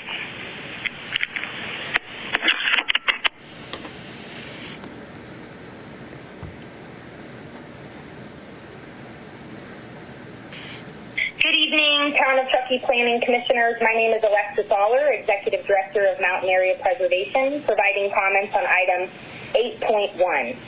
We understand the growing need for parking in Truckee, but the proposed application to create 3 new surface parking lots along the Donner Pass Road Gateway lacks innovation to deal with the hospital's land use impacts and integrity in preserving Truckee's mountain character. Large asphalt parking lots create additional environmental threats, impacting air quality and water quality, which continually impact our watershed and public health. The Tahoe Forest Hospital parking issues are no new issue. This proposal is a Band-Aid to fix an ongoing issue which deserves more progressive long-range planning to address parking in the future growth at the Tahoe Forest Hospital. Additionally, this application feels misplaced. We are in the midst of the Truckee 2040 General Plan Update, where the hospital and the surrounding parcels were considered in the land use alternatives for the hospital campus zoning district, yet no details have been shared about what the hospital master plan or zoning district would entail. We need these details. The master plan for the Tahoe Forest Hospital and the intentions about growth and zoning need to be shared with the community before the Truckee Planning Commission or the community can weigh in on 3 new surface parking lots. There must be a better way to deal with the cars and the land use impacts generated by the Tahoe Forest Hospital other than creating a large sea of asphalt along the Donner Pass Gateway to our historic downtown Truckee. This application is at best piecemeal planning, which is frowned upon under CEQA and is at odds with our general plan and policies to preserve mountain character and our natural resources. This is not the right approach. Please do not approve this project tonight. We are requesting that the Planning Commission continue the hearing to allow the applicants to come back with an alternative that does not sprawl onto 3 separate lots along Donner Pass Road.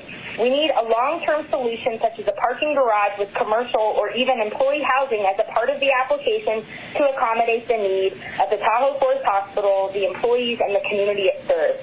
There is a better way to address land use issues by creating opportunities, not creating more impacts with destructive uses such as parking lots that cannot be mitigated. Please do not approve this project tonight. We can do better for the environment and community, and I'm hoping that the Commission can serve the community by looking at alternatives and looking at other ways to create uses along the Donner Pass Road corridor that serves the Tahoe Forest Hospital, but also protects the environment and the community and public safety. We can do a better job. Let's do it together. Let's create a master plan that fully analyzes its impacts and creates opportunities for the hospital and the community. Thank you so much for taking our comments into consideration, and please do not approve this project tonight.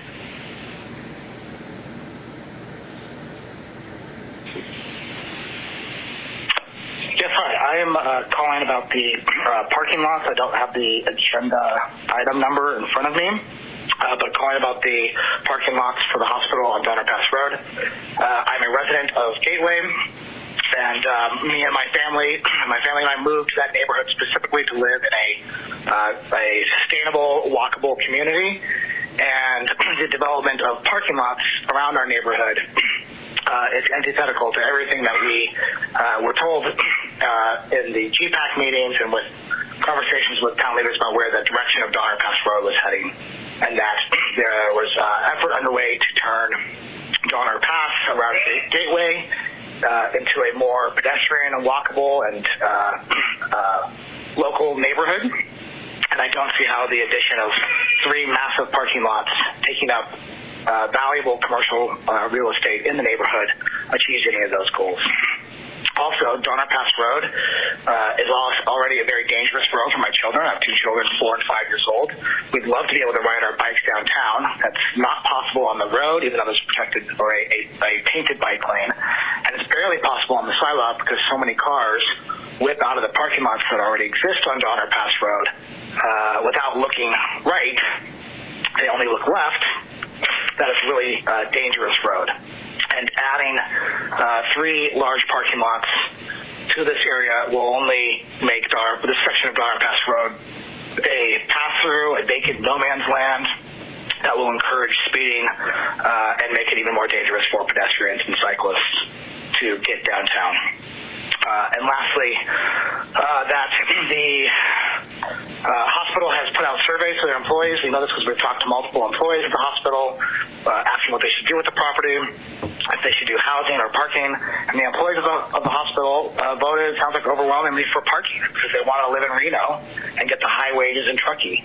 And so this is serving a demographic of people that don't really care about our environment, don't really care about our community, and don't want to be a part of our community. So why should we further take away developable land, what little developable land we have left in the center of Truckee, what should be going for housing for locals, and giving it up to parking for people who don't actually want to be active participants and engaged in our community. Thank you very much. Bye. One more.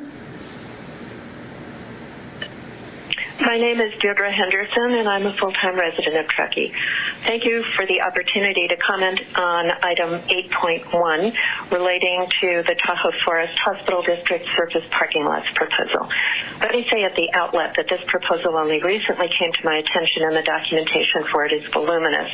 Therefore, my review of it could have benefited from much more time. Nevertheless, I find the proposal so concerning that I feel I must comment on it. With respect to the mitigated negative declaration, it evaluated a parking proposal that included the surface lots being reviewed tonight and a multi-level parking garage adjacent to the hospital campus. Query whether the applicant can now separate out of the MMD only the surface lots and rely on that MMD for approval of this project. As an aside, I believe it is almost always preferable for a healthcare campus in a downtown setting to accommodate parking in a multi-level garage.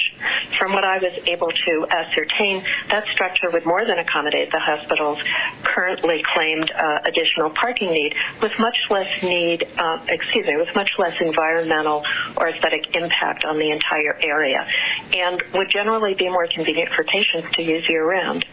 Some other concerns among many about this project.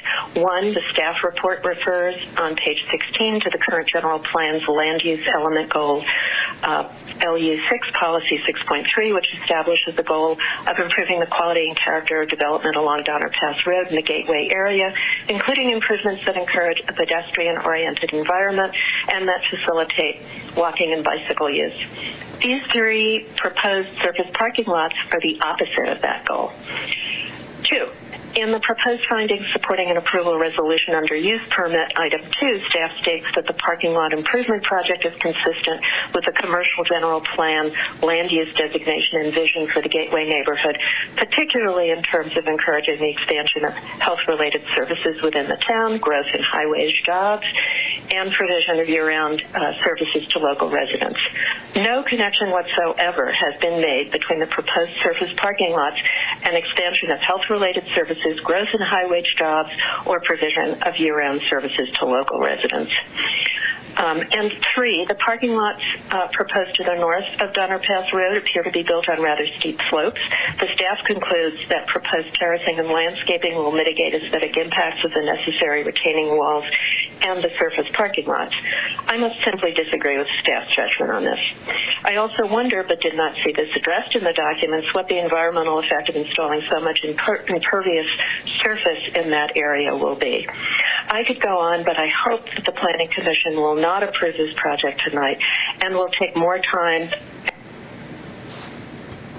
As public comment is limited to 3 minutes, our voicemail box cuts off after 3 minutes, so that's what happened with hers. If you could give me just a moment to ensure we have no further emails or text messages. I have no further. Okay, if the applicant wishes to make a response to those public comments, now would be the time. Yeah, and I'll provide a closing statement at the same time, if that's okay. Go ahead. Thank you. Again, I'd like to extend our gratitude to the town staff for the assistance with the proposed application. Additionally, we appreciate the time taken by the individuals to submit public comments. It's essential and critical that we solve the shortfall in parking at our facilities and correct the unintended consequences that have surfaced. Access to care is crucial, an urgent necessity, and within our responsibilities to provide. I understand the visual impacts and protection of Truckee character of utmost concern, and it is the intent of the district to protect these existing trees surrounding vegetation to the fullest extent possible, as well as provide screening for development. Additionally, we recognize that alternatives to on-site parking are preferred, and we continue to seek, implement, and provide alternatives that are within our power. We will continually pursue this endeavor, and I'd like to thank the Commission for their time and appreciate your thoughtful review of this application. All right, thank you very much. And with that, we'll move into deliberation. Commissioner Miller, would you like to start? I would, thank you. Also, thank you to everyone that provided public comment. It's helpful for a variety of reasons. And there was one in particular that I enjoyed that spoke to this project and referenced an article that I hadn't seen in, I want to say, Moonshine Inc., that was only brought in to reference this. The author wasn't speaking to this directly, but that author I think maybe perhaps misunderstood the purpose of the general plan, and this all was just a big commercial for the general plan. That author was anti-development and didn't want things to change, and conflated that canceling the general plan update would then cancel development, but the general plan is why we have, as a planning commissioner, I have all this language that I can refer to very clearly, like our community character goals, ensure that planning and development decisions are oriented towards the maintenance of Truckee's unique character, encourage design oriented to the pedestrian realm through measures including appropriate design and siting of parking facilities to minimize their visual impact and break up their massing. We have development guidelines for the Gateway neighborhood area, which Commissioner Tarnay already referenced, preclusion of generic auto-oriented and strip commercial development. We already have a general plan, this is only the update, and it is full of reasons why this project should give us all pause, and it's all reasons that the community already agreed upon. So as a quick sidebar, I encourage everyone to pay attention and get involved in the general plan update discussion, because it will come up again in discussions like this when us and future commissioners review projects like this. To that point, this conflicts a lot with a lot of parts of the general plan, which gives me tremendous pause. Also, it appears that they haven't really exhausted the opportunity to make better use of the space. This feels a bit like a first draft, just like street front parking. But to the comment about the father who bikes with his kids, this is a major street. You only get so many chances to develop major streets in towns like this. It's a huge opportunity to do something really creative. We've heard multiple people talk about the idea of commercial or housing wrapped parking garages.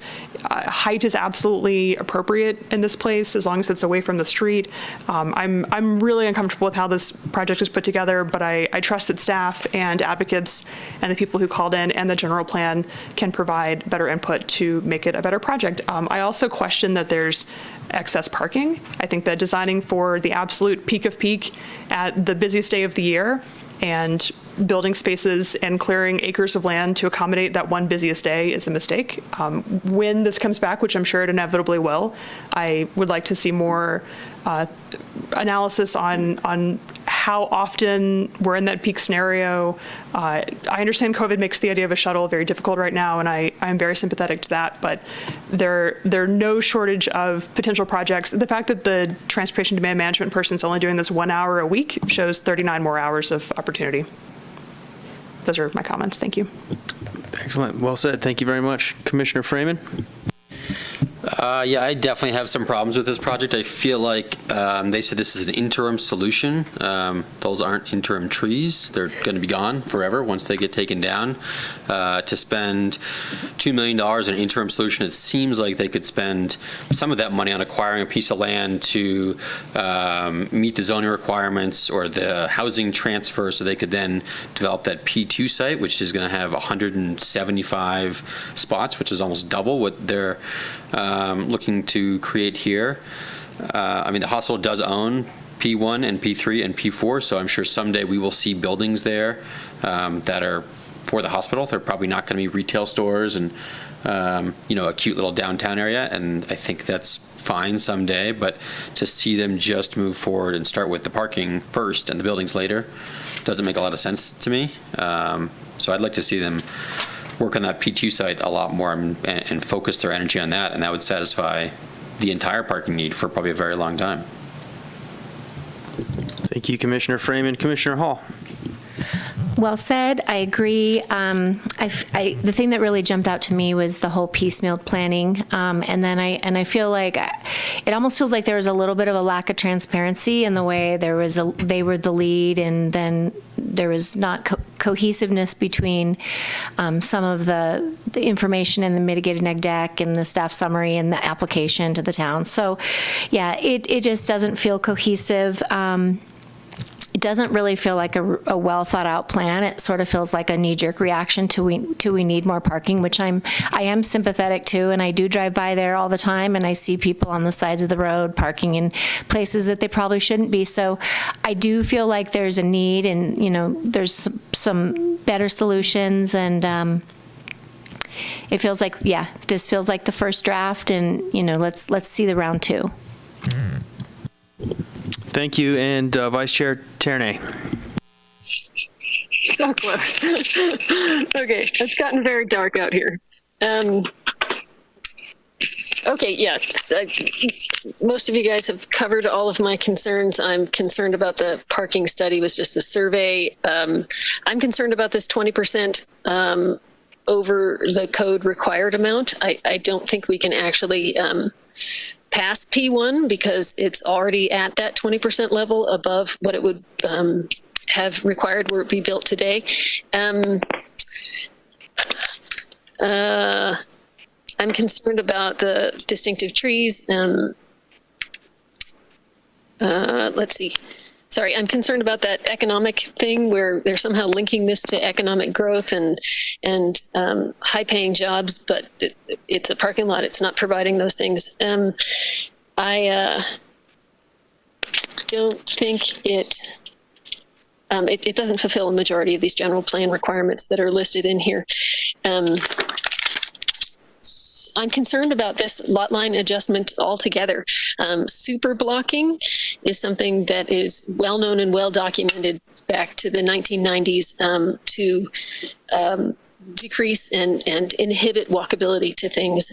Hospitals are just famous for killing walkability through their sites. So I'm concerned about the lot line adjustment for that. I'm concerned, again,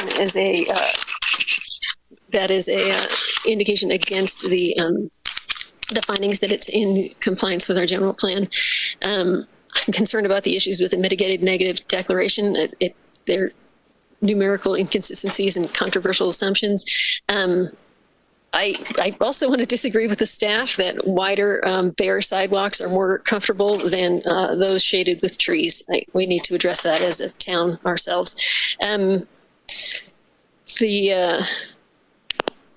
Yeah, so not only does adding this parking kill walkability because nobody wants to walk past a parking lot, but it also is encouraging more cars to come with that induced demand effect that LSC actually sort of acknowledged. So I can't help but imagine what P1 would look like with a neighborhood coffee shop where community members and the residents could gather and socialize and meet and become less confrontational with the employees of the hospital district.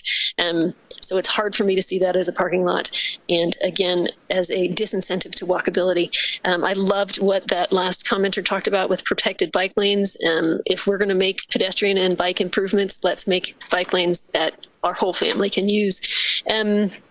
I'm also concerned about, again, what the public comment talked about with the impervious surface. We have just restored a wetland area across the street. My son's bringing me dinner. So again, my name's Jackson. No, sweetie. I'm sorry. Anyway, Jackson. That's all I have to say.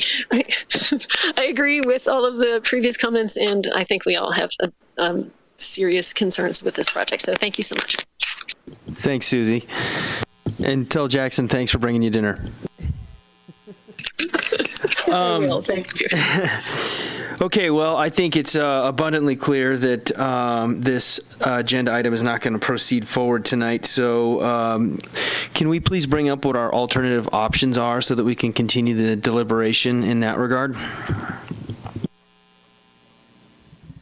So typically in this situation, you would probably want to check in with the hospital and ask them sort of if they're interested in doing a continuation or if they would like you to make a motion.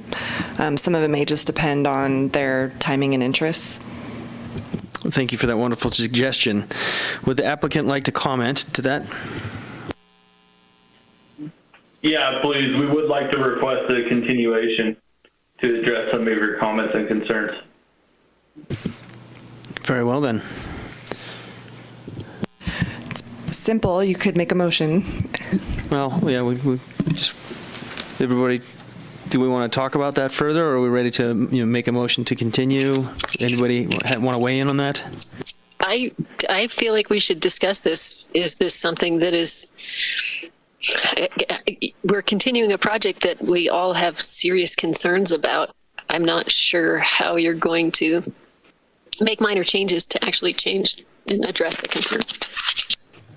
Can someone explain the degree of changes which can be allowed under continuation? It involves the same parcels and roughly the same size. Could they come back in a continuation with retail wrapped multi-story parking? I guess is really my question. No.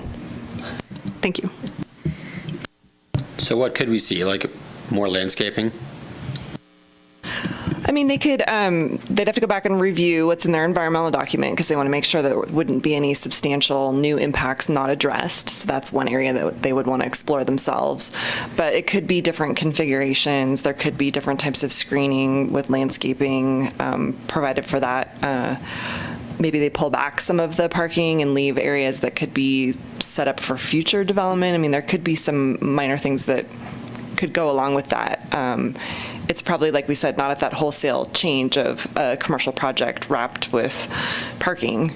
Well, unless they revise their environmental document to support a drastically different project, which they could, but that would take several months to do. Yeah.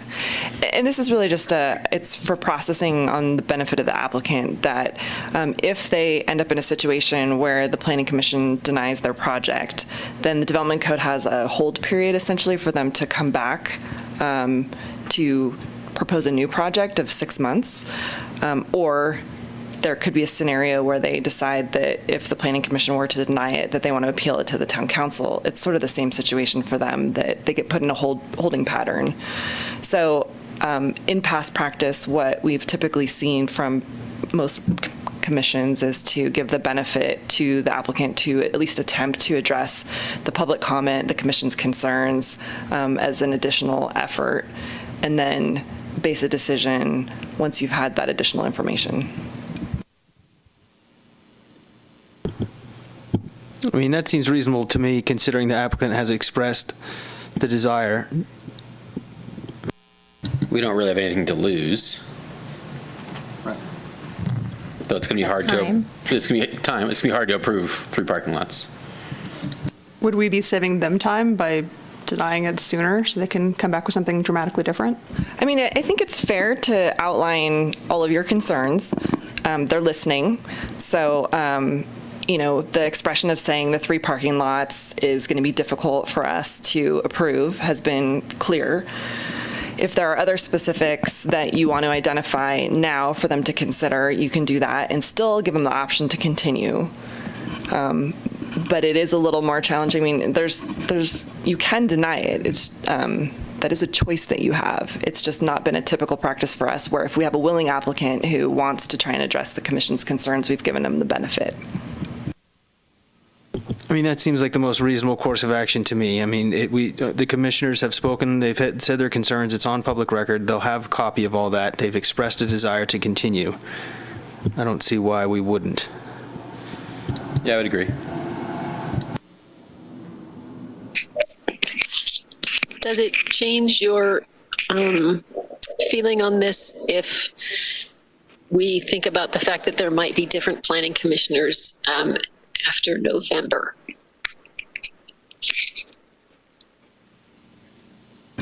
I mean, we're not sure exactly what the timing is of how much they would need to kind of collect the information that they want and to propose either changes or to specifically address the commission's concerns. So if there was a continuation, we would do it to a date and time uncertain, and that's a risk that the hospital would take, and knowing that if they went past the November timeframe, that we would have potentially new commissioners.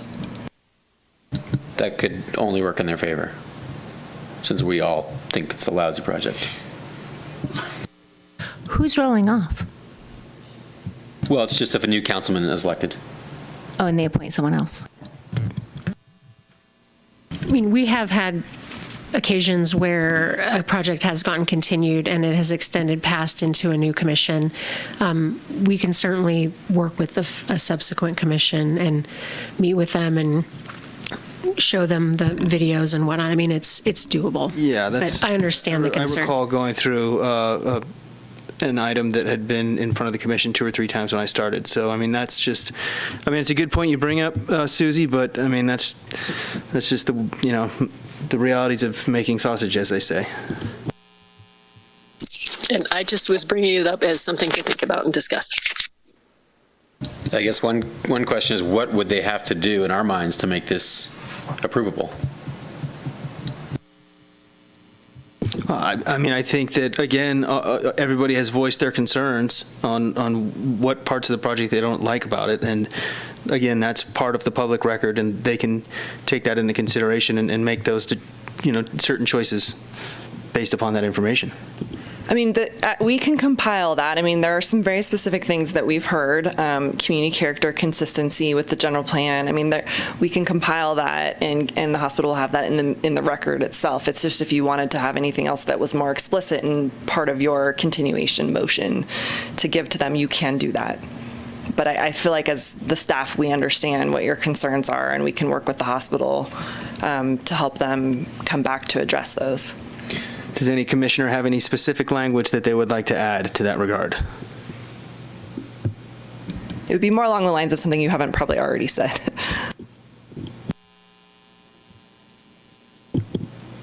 Is anybody ready to make a motion?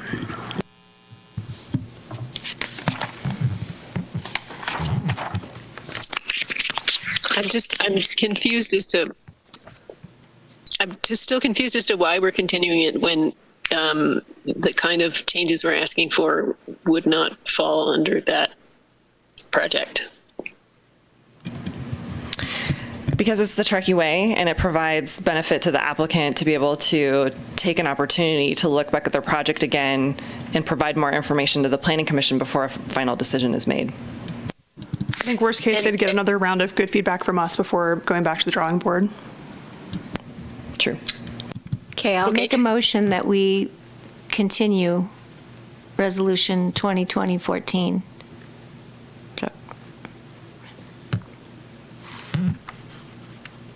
Seconded. Roll call vote. Chair Gove? Yes. Vice Chair Tarnay?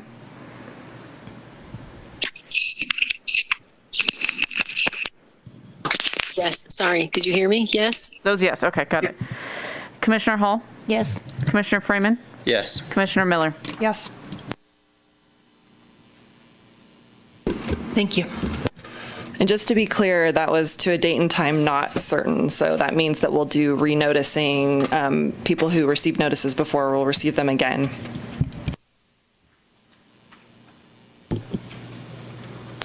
Okay, is there an appeal period that we need to mention at this point? No. Not for continuation. Not for continuation. Okay, No just wanted to decisions be being clear. made. Got it. Okay. Okay, thanks very much for the applicant. All right, and with that, we'll move on to item number 9, staff reports. Agenda item is for staff reports. Do we have any staff reports? We're not, yeah, we'll get there, yeah. We don't have any staff reports this evening. Okay, thank you very much. We'll move on to information items. Do we have any information items, Jenna? We do. We have some potential options for September. This could be one. We'll have to see if we're able to get it back on for that evening.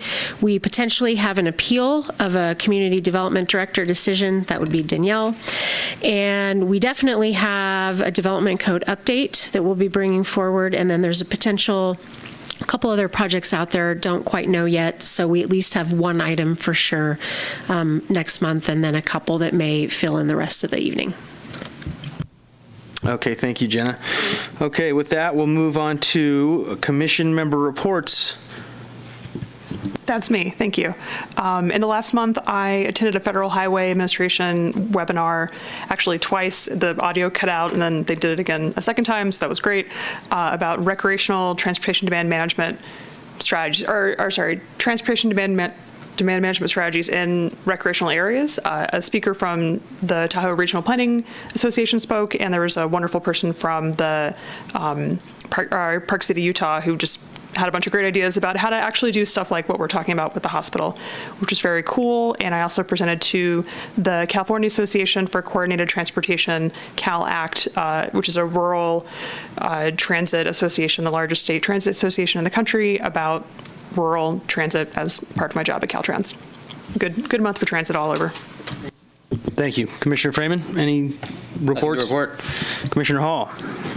Continuing to attend NLTRA, TRPA, Placer County, Nevada County Board of Soups hearings and that sort of thing, and trying to understand, like, moving through COVID and how our community's doing. And looks like we're slowly making progress, although, the issues with litter and garbage and all that continue to surface, and it feels like there's going to be more work on that. Thank you. And Commissioner Tarnay. Thank you. Let's see, on July 24th, I had a chat with Hillary Hobbs about the West River Street Park. I also had an advocacy meeting about bikes and trails, sort of chaired by Jan Holen. On July 28th, I spoke with Ruth Miller here about a different way to do zoning called form-based codes that look very exciting. On July 30th, I did a PPE distribution for small businesses, and that was organized by a local woman named Courtney Henderson. August 12th, I attended the parent meeting for online school options for this coming school year. I also, on August 12th, was not feeling very well, so I went and got myself COVID tested, and the results came back negative, but I stayed home anyway, just so that I wouldn't be breathing on you guys. I was supposed to attend on August 13th a tour of the Tahoe Truckee Sanitation Agency wastewater treatment plant. Again, because I was not feeling well, I've postponed that.